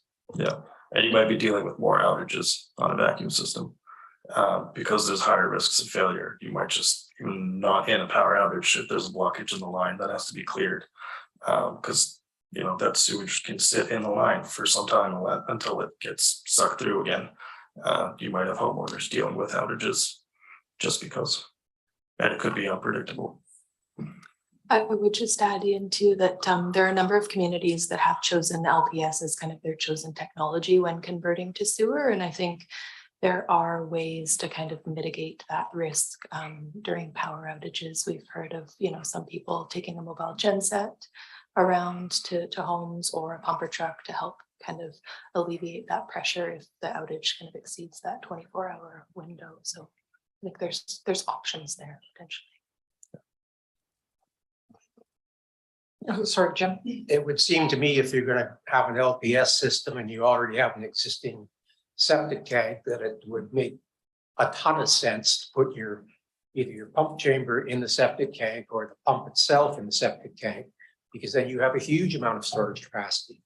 So, I mean, if there's a requirement to remove the tank, then let's make it based on some good reason, because I could see an easy scenario of dropping a pump chamber into the septic tank. And then you have the rest of the tank for storage in the event of a power outage. Go ahead. And I was going to say, yeah, I agree, Jim. I think it's just going to be kind of like Michael said, on a case-by-case basis, because we're not going to know, the condition of the tank at the property at this time. So for now, for the estimates that are provided, they've taken the conservative approach and assumed a new tank on each of the properties that will be serviced by LPS. But yeah, certainly something to consider. Tava? Just wondering if, similar to a septic system, I'm not exactly sure why all the setbacks are there, but with this system, you have the tank in the ground, would there be certain setbacks required? Like, if your house is, super old and not meeting the current standards or whatever, is that necessary? Like, could there be concerns of whether or not it'll fit in your front yard or those kind of things? Yeah, I do think there would be some required setbacks similar to a septic system. And it would depend on the size of the lot and where you have room. I think there's a bit of flexibility there just because it is pumped. And sorry, just to Jim's earlier point on having that extra storage, you do have to take into account odor issues with having that gas build up in a larger volume. It's just another thing to consider. Oh, well, my point was to put the pump chamber in the septic tank to have storage, not to use a septic tank for storage most of the time, but to put the pump chamber in the tank. I'm assuming the location of the existing septic tank would be a factor. If it's way back of the property line, maybe that would be a consideration, right? It would be the location, the condition of the tank, and the cost savings with putting it at the same location, but having a longer service line versus a shorter service line, but digging it up closer to decommissioning the older tank. I also just wanted to follow up on Tabitha's question around setbacks. So for septic systems, a lot of the setback requirements come around the dispersal field. So setbacks to water bodies or wells. So those would be eliminated in this scenario because you're not looking at disposing of the sewage on site. Right? No, it seems to me like the footprint of this system would be way less than a septic system that we have currently. Yeah, considering there would be larger septic tanks and the dispersal fields, it would be a smaller footprint. I'd just like to make one more comment about LPS and grinder pumps. They're historically maintenance nightmares very often, and very expensive to buy a new grinder pump as opposed to a regular type of pump. So wherever there's an opportunity to use gravity, I think that's what we want to do, because if gravity quits, we got a lot more problems than flushing our toilets. No, absolutely. And that's hence the hybrid approach. So using gravity where possible and resorting to LPS if needed. Got Ian and Ken. So we're in the Kilmarnock neighborhood, so I know a little bit more about past plans for there, but in the previous design that failed in the referendum, my understanding from Chris LaRose was that it would be a deep trenched gravity fed system. And so wondering, two-part question really, why the change? And I think I understand the answer to that one, but and B, what would the cost difference be that given that it would add reliability, no power failures and no equipment failure possibilities as well. So I just like to understand the possibility of gravity fed everywhere or most places.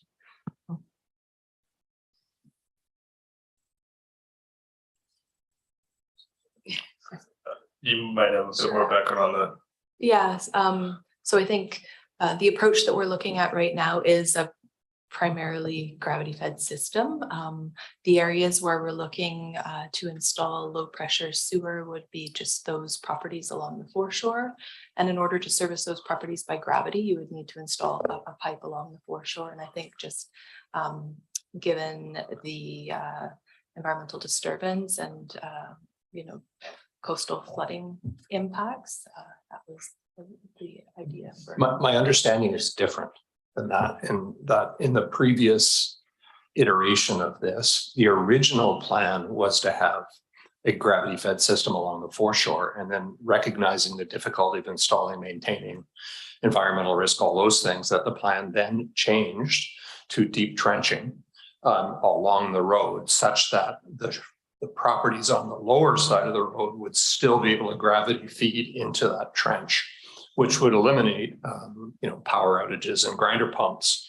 But I don't know the cost difference between those types of things and why that might not still be feasible if that was the design last time. Yeah, I could just say that deep trench installations are just have astronomical upfront capital costs that are just can be hard to justify to owners. But certainly something you can look into. Yeah. The only reason I'm asking the question is it was the design before as communicated to me. So I'm just wondering what changed. Ken, on the list here, is yours on this point? Yes, yeah, it was just a point of clarification from the perspective of the householder. Whether it's a gravity or a low pressure system is not really at the discretion of the owner, right? The regional district will say this is the system that makes sense for your property, and so it's in some senses the discussion's a sort of moot point from the perspective of the householder. Am I correct? I'm not going to get a letter saying which would you like. I think there may be some circumstances where an LPS would be preferred by homeowners, and in that case, there may be the opportunity to select that option. I think when you're looking at kind of, I guess just where the gravity pipe is located in relation to your home, in relation to where your sewage exits your home, the potential for disturbance of landscaping or accessory buildings and other considerations. But presumably it's predominantly determined by the geography of where you live. Andrew? Yeah, I just wonder if we get a map at some point that clearly delineates the areas proposed for LPS and those proposed for gravity service. It's not super clear from what's being provided in the reports. Yeah, we can definitely do that. In the end, let me just ask for clarification. In the end, the installation of whichever system is going to be part of the cost of the project overall. So the on private property installation will be part of the larger project costs, not directly on the shoulders of the property owner. The ongoing maintenance will be the property owner's responsibility, but the installation will be part of the project costs. Yeah, so that's correct. So the concept that we're putting forward for consideration would include, the original installation of the chamber and the pump being included in kind of that overall cost. But then, yes, after construction, that infrastructure would get handed over to the homeowner for responsibility for operations and maintenance. Andrew? Just to follow up on that, so if someone has a gravity connection, will the project pay for the connection to the house, or it's house to property line is the responsibility of the property owner up front? Yeah, so what's included is the chamber and the pump, not necessarily the connection. So each property owner would still be required to pay for the connection, the service connection. And then if you don't have a pump, if you're on a gravity system, you pay from your house to property line. Okay, I'm very conscious of time. So can we move to, are there any more questions on this, or can we move to the last discussion paper? Is there something, Jerry, or you have some slides? So I guess just kind of following up on the discussion that we've just had, you know, when we move into our next meeting, just wanting the committee to provide a comment on whether they support the proposed configuration, the combined LPS and gravity, and we can certainly provide some better maps in terms of what is being proposed. And then if they'd like to see consideration for broader application of low pressure sewer versus gravity. So as we said, right now, we've got low pressure sewer in the design for the waterfront properties, but it may be preferable for other situations. Like I said, limiting disruption to private property. If there's large excavation depths for gravity mains that add to the cost, water table levels, and other considerations. So just kind of putting that out there for thought. I just want to throw out the idea, two things. One is, I think we might want to think about allowing time for discussion of these matters at the next meeting. I mean, just making sure that there's time for you to digest, to go back to the discussion papers, but also to have some further questions answered at the next meeting. And then I'll just say that Derry has suggested that we may need an additional meeting sometime in the new year. Because I'm just sensitive to making sure that the TACPAC has the information it needs and that there's adequate time for discussion and to have your answers, your questions answered. So just thinking ahead, maybe that we just might need to build some time into the next meeting. And my goal is that we will end at 2 o'clock. So we're going to move on to the next. Sorry? I just have a question about this. Yes, please.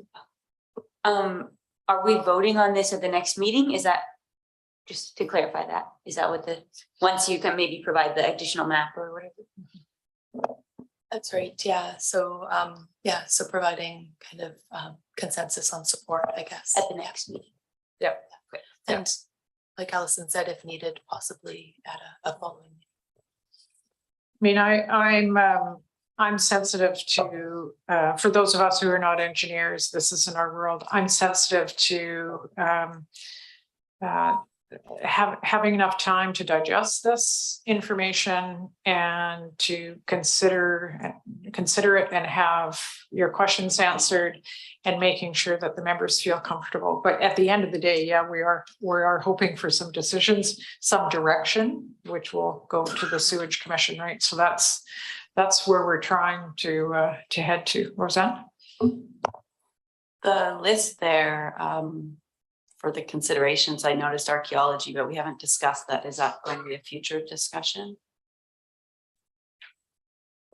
Yeah, so at the next meeting, we'll be bringing forward the environmental impact study that's been completed for the project, and that'll include some discussion on archaeology.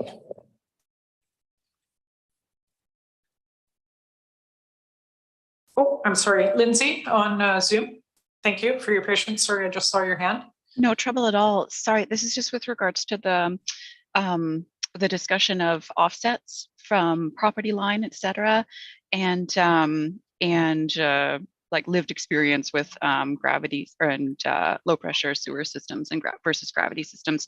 Just I understand that the analysis certainly took into account all current best practices, but in terms of lived experience, it might be worth connecting with the town of Royal, which is in the Capital Regional District area, because a significant number of properties in the town of Royal utilize this system, low pressure sewer with grinder pumps, and have an agreement with the township of Esquimalt, which is a neighboring municipality, for the delivery of maintenance services on those systems. So it's an interesting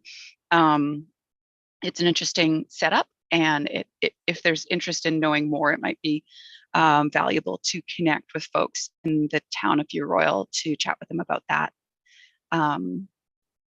As well, potentially just getting a clear delineation of all of the rules around setbacks and offsets for sewerage infrastructure from things like drinking water lines, drinking water wells, riparian areas, etc., which are all things that are in diffuse pieces of regulation, unfortunately. Those are my comments. Thank you. Thanks, Lindsay.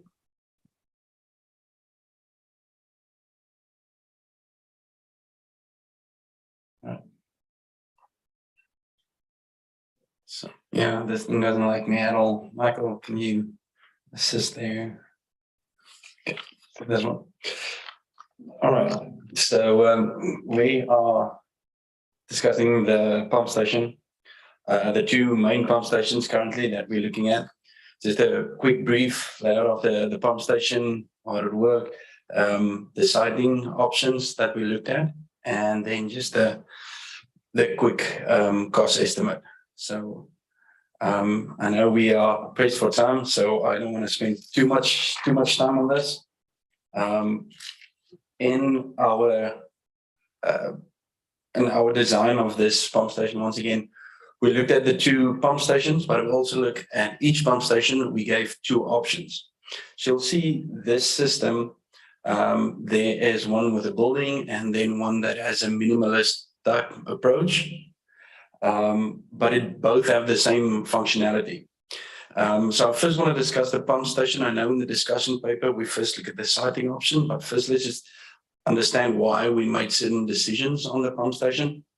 All right, so this pump station, once again, our key is flexibility. We need to make sure that we are ready for the flow at this point. We need to make sure it's right for the medium term and for the long term as much as possible. So we need that flexibility. So on this pump station, you'll see we have an incoming well, the bottom one, the small manhole structure. Then we have the pump station in a wet well.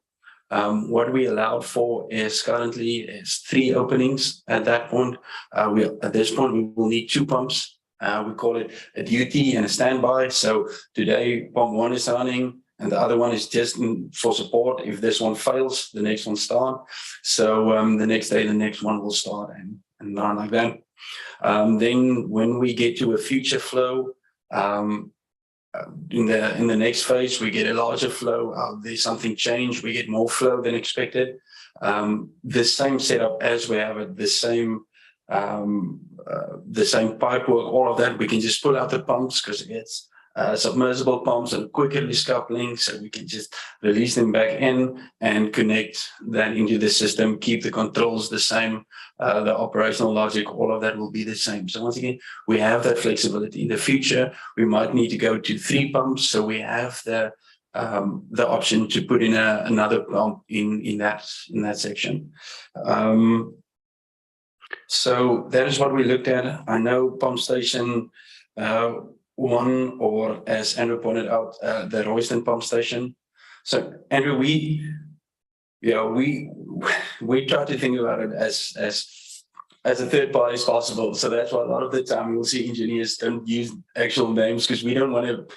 Doesn't need to be any sentiment towards a specific area. You just assign numbers, and engineers' numbers just make it easier.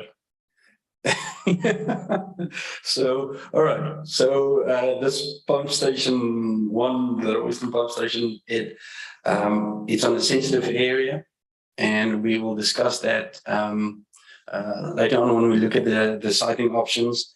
But for this pump station, once again, we expect long flows, especially in the beginning. Long flows, a lot of flow coming through, it move down slowly. So we need to prepare for odor.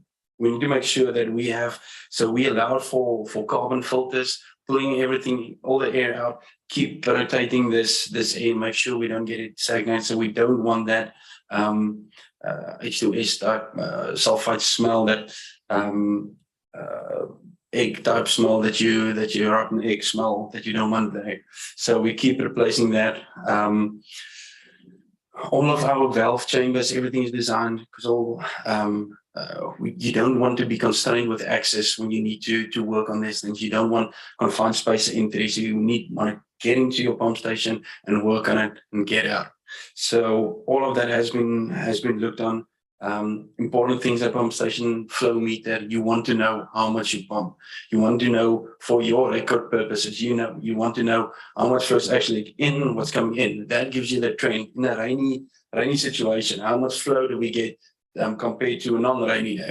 How does the flow? So that is all of this stuff will be in the pump station. Then on this option with the building, so now it's nice and close. Everything is within a building. You have the option of putting public washrooms if you need to, if that is a requirement from the public, put that in so that you can access from the side, so you don't need to get access into the pump station. So you can have that. One of your large concerns with that is, once again, big building in front of somebody's house, in your town. Sometimes the people don't appreciate that as much as I appreciate pump stations, but so these are all things that we can look at. So that's why we have an alternative approach as well. So if I just go to that other option, too much. One back, please, Michael. So this is just exactly the same functionality, exactly the same. So it has all the equipment, everything that you need in it. It just doesn't have a building. Everything is outdoor panels. You'll see some of your pump stations in the area has this this sort of a setup, minimalistic. You can come in and replace it. Doesn't have much of a visual impact.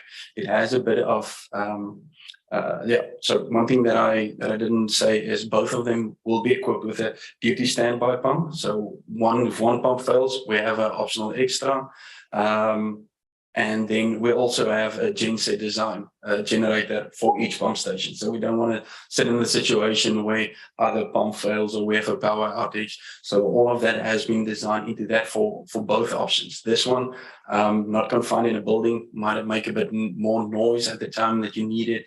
But otherwise the same functionality, but more prone to vandalism and these sort of things. But once again, your visual impact and your idea that there's actually a building is negligible at that point. Yeah. A quick technical question. Have you looked at above ground valve chambers instead of in a buried chamber?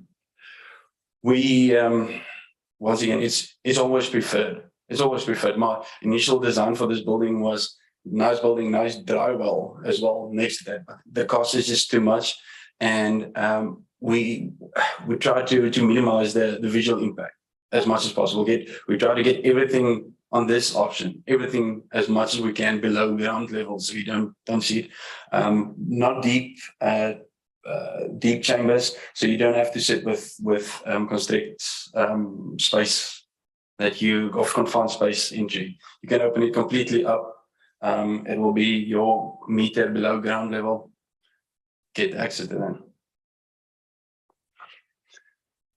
All right, so that is the two option.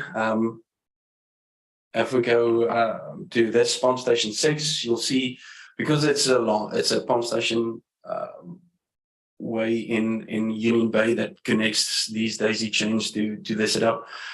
We allowed for more flexibility. You'll see there's another manual type pump station at the bottom. All for future, only one will be designed, but we have the option in the future. Maybe we will at that point they will prefer a duty standby chamber. We might need 4 pumps at that point because we get more flow to convey it to pump station 3.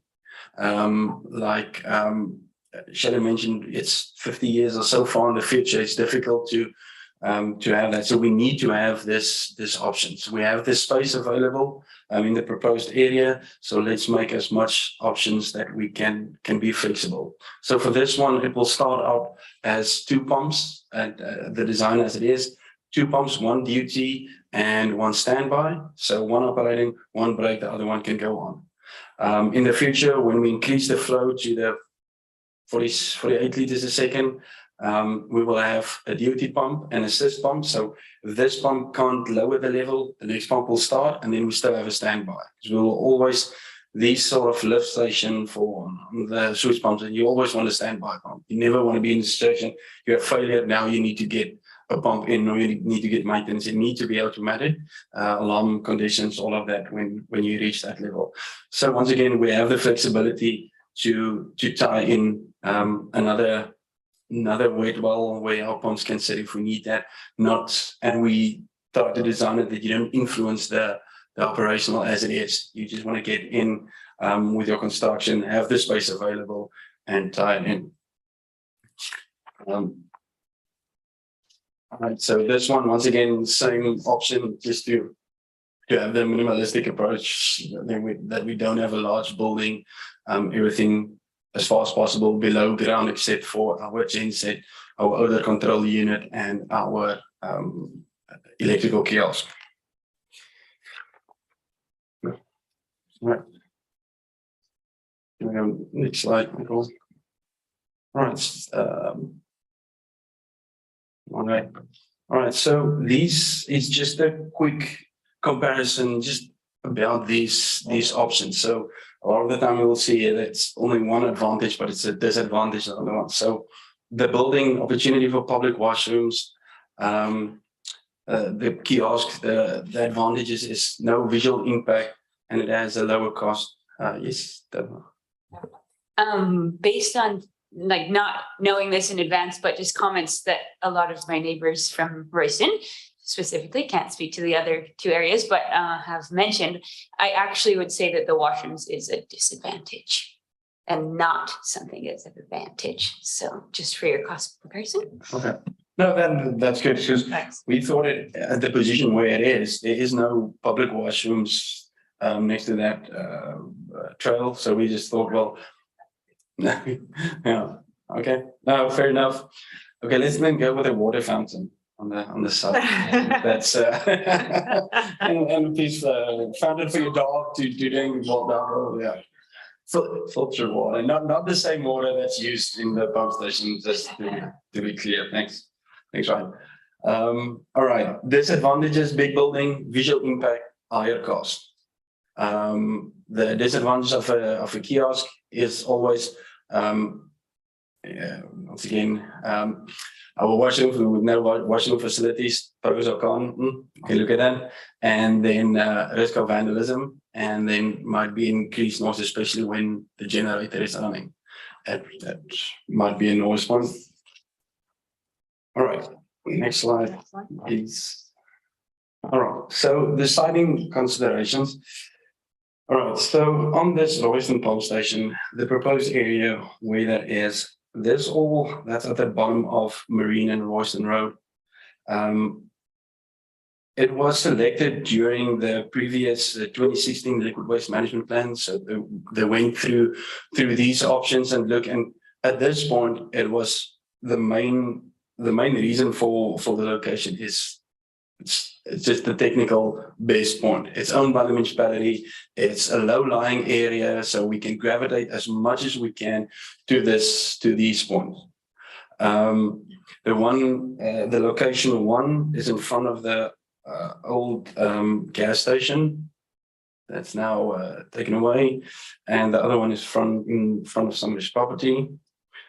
So on an engineering standpoint, doesn't really matter that much of a location for on these sites. So it can be either or, what is more feasible and what's more acceptable for the community.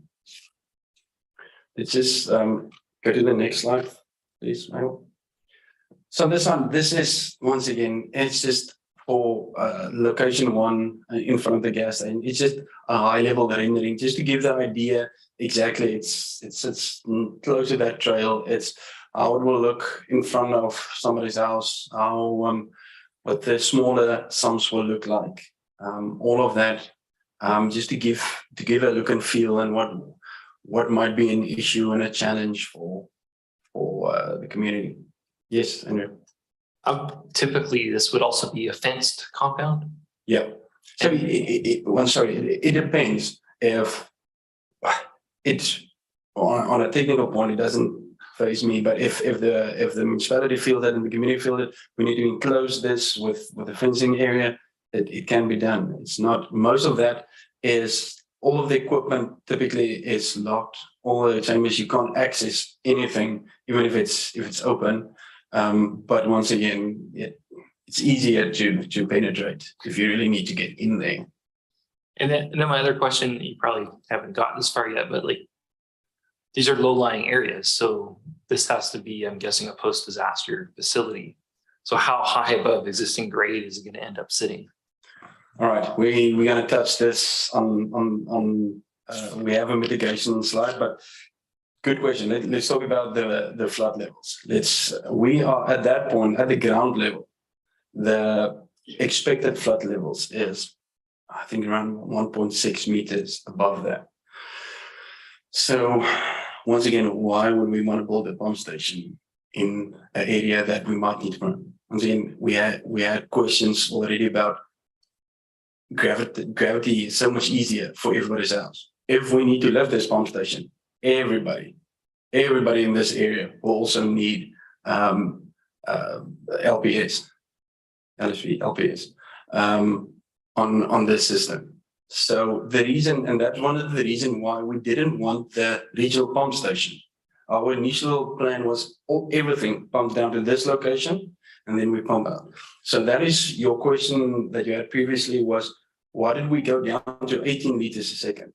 Was we didn't want a regional pump station to be in this area. So that's why this one, the idea is in the future, this will be a small manual type installation. Our genset, if we expect a flood, we can take the genset away. It's only a smaller area. We will not lose the pumps. It is submersible pumps.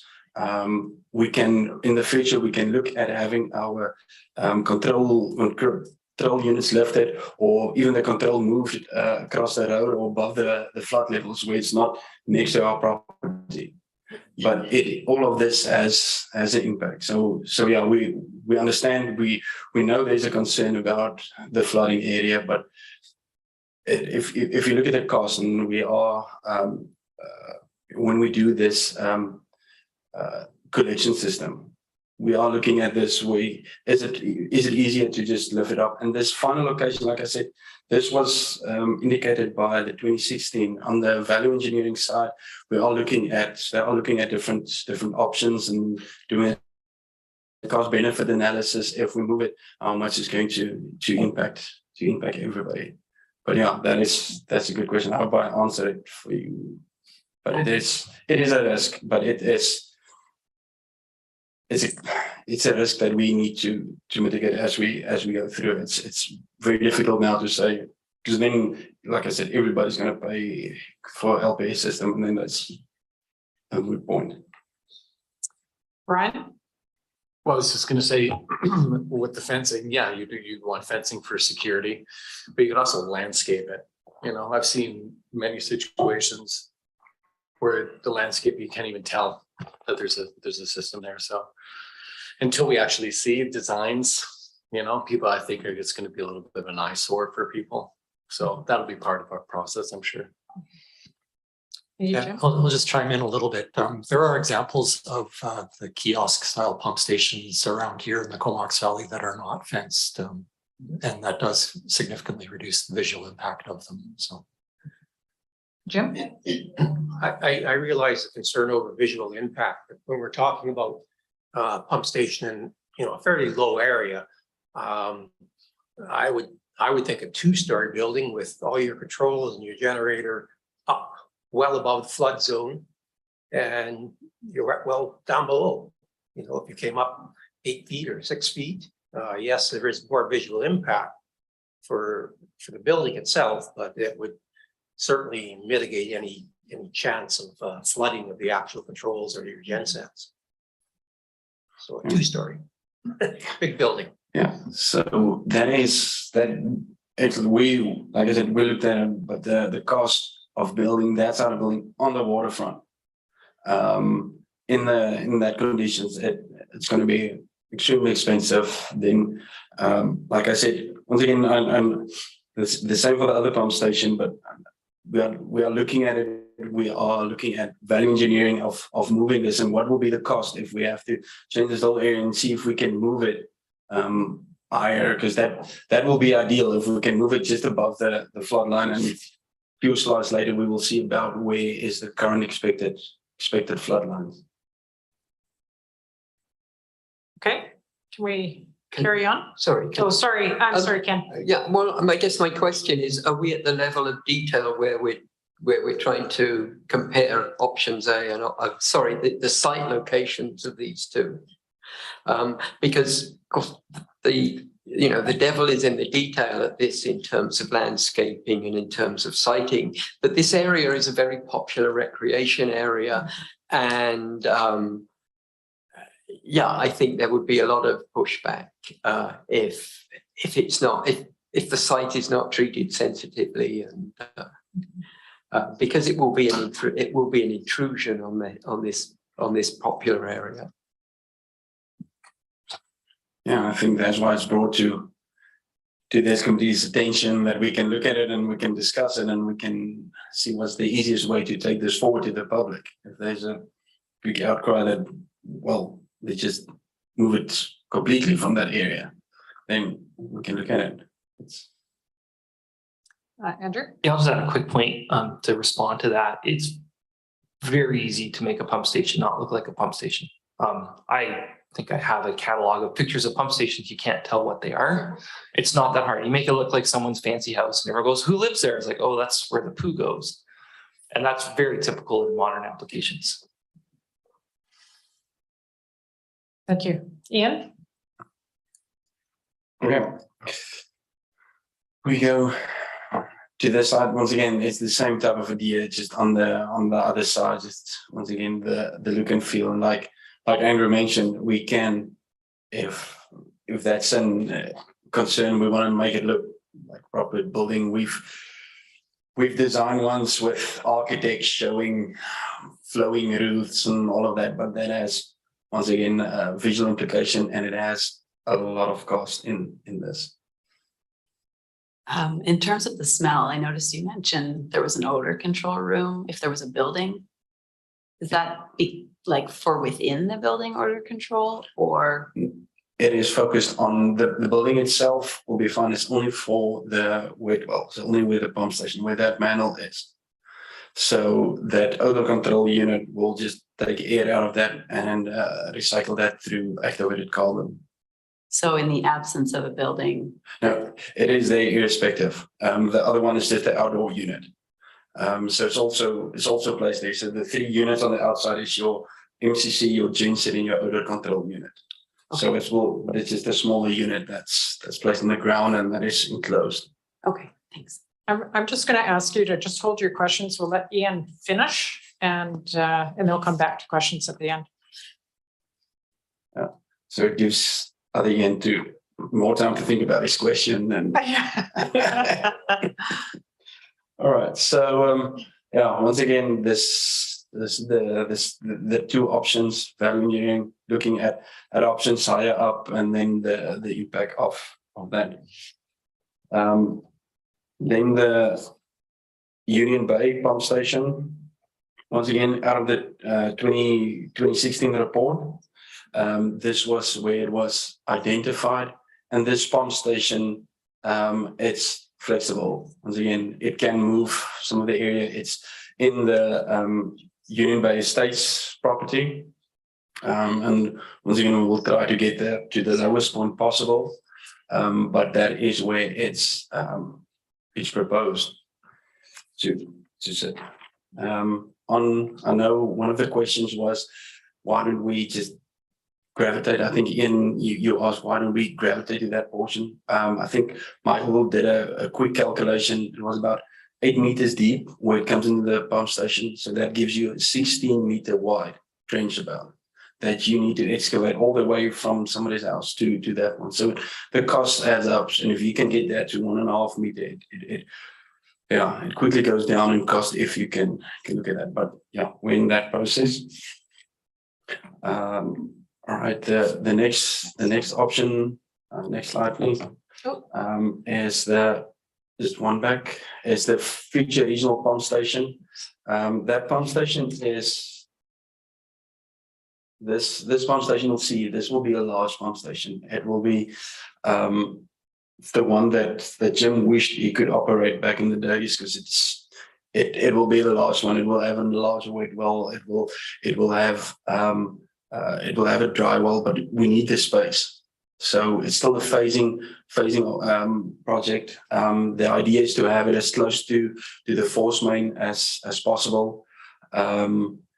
Once again, this one isn't designed, it's not included in this phase. We just decided to just show you this is what this size of a large pump station will be, and that's why we didn't want to use this sort of a footprint on the area where pump station 1 in Rosens to be. So that is the final pump station, regional pump station that will pump to the siphon. Let's just go to the next slide. Then some of the measures that we looked at this for this pump station as well is the visual impact. Once again, why we kept it, we tried to keep the pump station 1 as small as possible. Movable, you'll see that green is on the CVRD's website, this old map. So this is about where the expected flood levels will end eventually. So once again, possible flood levels, it's all depending, everything change. But yeah, that's the idea, just to give you that perspective where the pump station is to this point. Visual, we have discussed odor control for all the pump station. We will prescribe activated carbon as a minimum. If your alternative option is to also dose ferrous chloride, and that will be additional methods, but our first option and what we've priced for at this point is to abstract the air and clean it with carbon scrubbers. All right, next slide. All right, so this is the pump station cost. So you'll see we just did a Class C cost estimate for both options. So if we look at pump station 1, that's the Royston pump station. What is the cost for option A is with the building, and option B is the cheaper option without the building. The impacts of that. Some of your advantages, why the cost is a bit lower, is that your turnaround time is so quick. You don't need somebody doing large construction, building the building, so you get in and you get out much quicker. On that side, once again, Class C cost estimate, it has the 30% contingencies and all your studies and engineering costs in that as well. And it allow for your pumps. These costs are based on costs for the pumps that we required in phase 1A. So the first phase of this portion. Go to the last slide, hopefully. So this is just a very high level idea. Once again, we will discuss the cost in the future, but these are just the operational costs to say, well, in 50 years, what will this pump station cost? Just to see if in the two different options, what is your cost comparison. So this is a net present value for the next 50 years expected for pump station, which is based on operator cost, energy, fuel, maintenance, the repairs, all of that needs to happen. So this is just a high level O&M type cost, just to show that it adds up it adds up quickly over 50 years. So we look at the pump station of $3 million, and then you see the operational cost quickly add to a large portion of that. So yeah. And yeah, that was my 25 minutes. It was 5 minutes less. Awesome. Well done, Ian. So we have 15 minutes.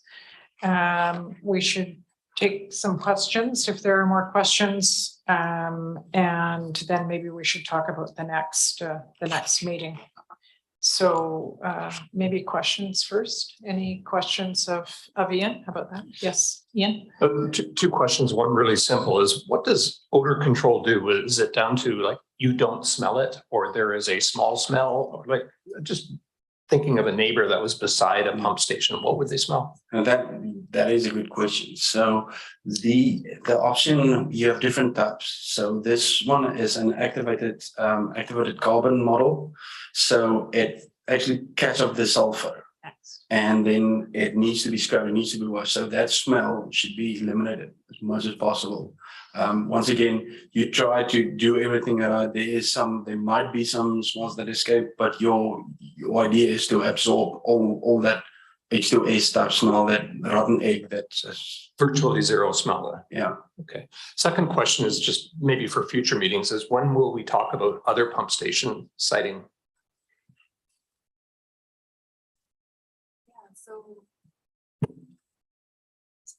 Are you talking about like some of the other catchment areas? Yeah, so at this point, we've just focused on the phase 1A pump stations, but if the committee is interested in kind of considering the future phases as well, then we can look at that. Only if we're making decisions or we're not going to get an opportunity to come back and revisit. Roseanne? No? Other questions? Tabitha? I just was wondering regarding the location and the type, is that something we'll also be kind of making a consensus on in the next meeting or in the next few meetings? That's right, yeah. So looking at the preferred option, building versus kiosk, and then consideration of the location. If, like Ian said, the value planning exercise that we just went through identified some possible alternatives for moving the pump station up the hill a little bit. So we could look at that if that's something the committee desires.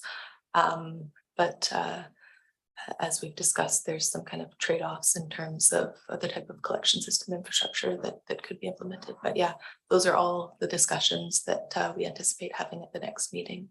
And I think if we need more time for those discussions, we can look at an additional meeting as well before a decision is made by the committee. One of the takeaways I have from this meeting is that I think we need to lay out in advance of the next meeting clearly what the decision points are, and really try to articulate that more clearly. I think it has become, in my mind anyways, more complex than perhaps anticipated originally. So I think we'll need to work on that, to actually lay out for TACPAC exactly what's being asked of them, and then providing enough time that you feel comfortable with the information you have, and that you have the information that you want, and you have enough time to discuss them. Jim? Yeah, the District of Campbell River in the not too distant past built a number of pump stations along the waterfront. They're, a reasonably attractive building in my mind. And they do have washroom facilities in there for people that are walking along their path along the waterfront. So I understand the reluctance to have washrooms because they may attract other people or whatever, but the washroom option, I think, is something really to be considered, particularly with along walking paths where people are traveling all the time. Any other questions for Ian about the information he's presented? Okay. Terry, you want to talk about the next meeting? Yeah, so at the next meeting, we're hoping to have a less information out type meeting and a more discussion type meeting, but we do have a few things that we will be bringing forward. So as I mentioned, the draft stage 1 environmental impact study will be brought forward, and hopefully kind of the information contained in that study will help the committee with some of the decisions they'll be making. We'll also be bringing forward a briefing note on the sewer service structure. So this is kind of, I guess, more of a governance type exercise looking at service boundaries and how things are paid for by who. And then we'll be presenting some kind of high level resident costs as discussed, and getting into some of the committee decisions. So I think we have a good sense of the additional information that you need from the discussions today. I know that Derry's been taking notes about this. And we have the next meeting is planned to be from 9 to 2, so we should have a fair chunk of time. That's the information that we propose to bring to you. Is there anything else you feel you need, or anything about the process that we're headed into that you want to offer some comment on, or raise some concerns about? You see, about 2 o'clock in the afternoon, everybody's just about done. So you only have a few brain cells left. Brian? No, just to reiterate, communication with the communities, a newsletter.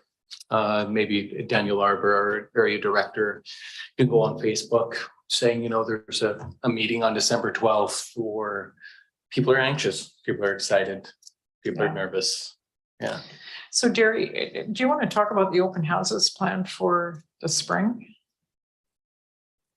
Yeah, certainly. So we do, I think we discussed this at the last meeting, but we do have a number of public open houses planned for this process as well. And coming up, I think in early spring, so early March likely, we'll be having an open house, one in Royston, one in Union Bay, and then also a virtual house online for those that are unable to make it in person. And ahead of that, we will be sending out communications to residents, just with a project update and an invite to those events. Thank you. I'll just note that CBRD's communications person has been online on Zoom today, so hearing this conversation. So I'm glad to see there's good connection there, right? There'll be a good level of awareness. Anything else?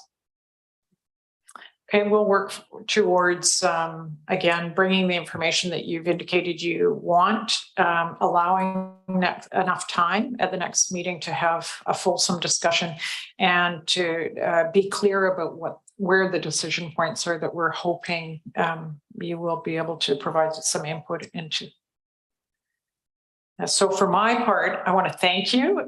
This just feels like a long day, and it feels like a lot of information. So I appreciate your patience and your focus on the detail, which of course, in these cases, it's all about the detail, I think. So from my perspective, thank you very much. And thank you for your commitment to your communities to be here and to be a part of this process. Derry, anything you want to say in closing? Yeah, just echoing that. Thank you very much, everybody, for your time and dedication to this process. I know these are long meetings, and we really appreciate your input. Yeah, thanks. And we're even a bit early. So thank you.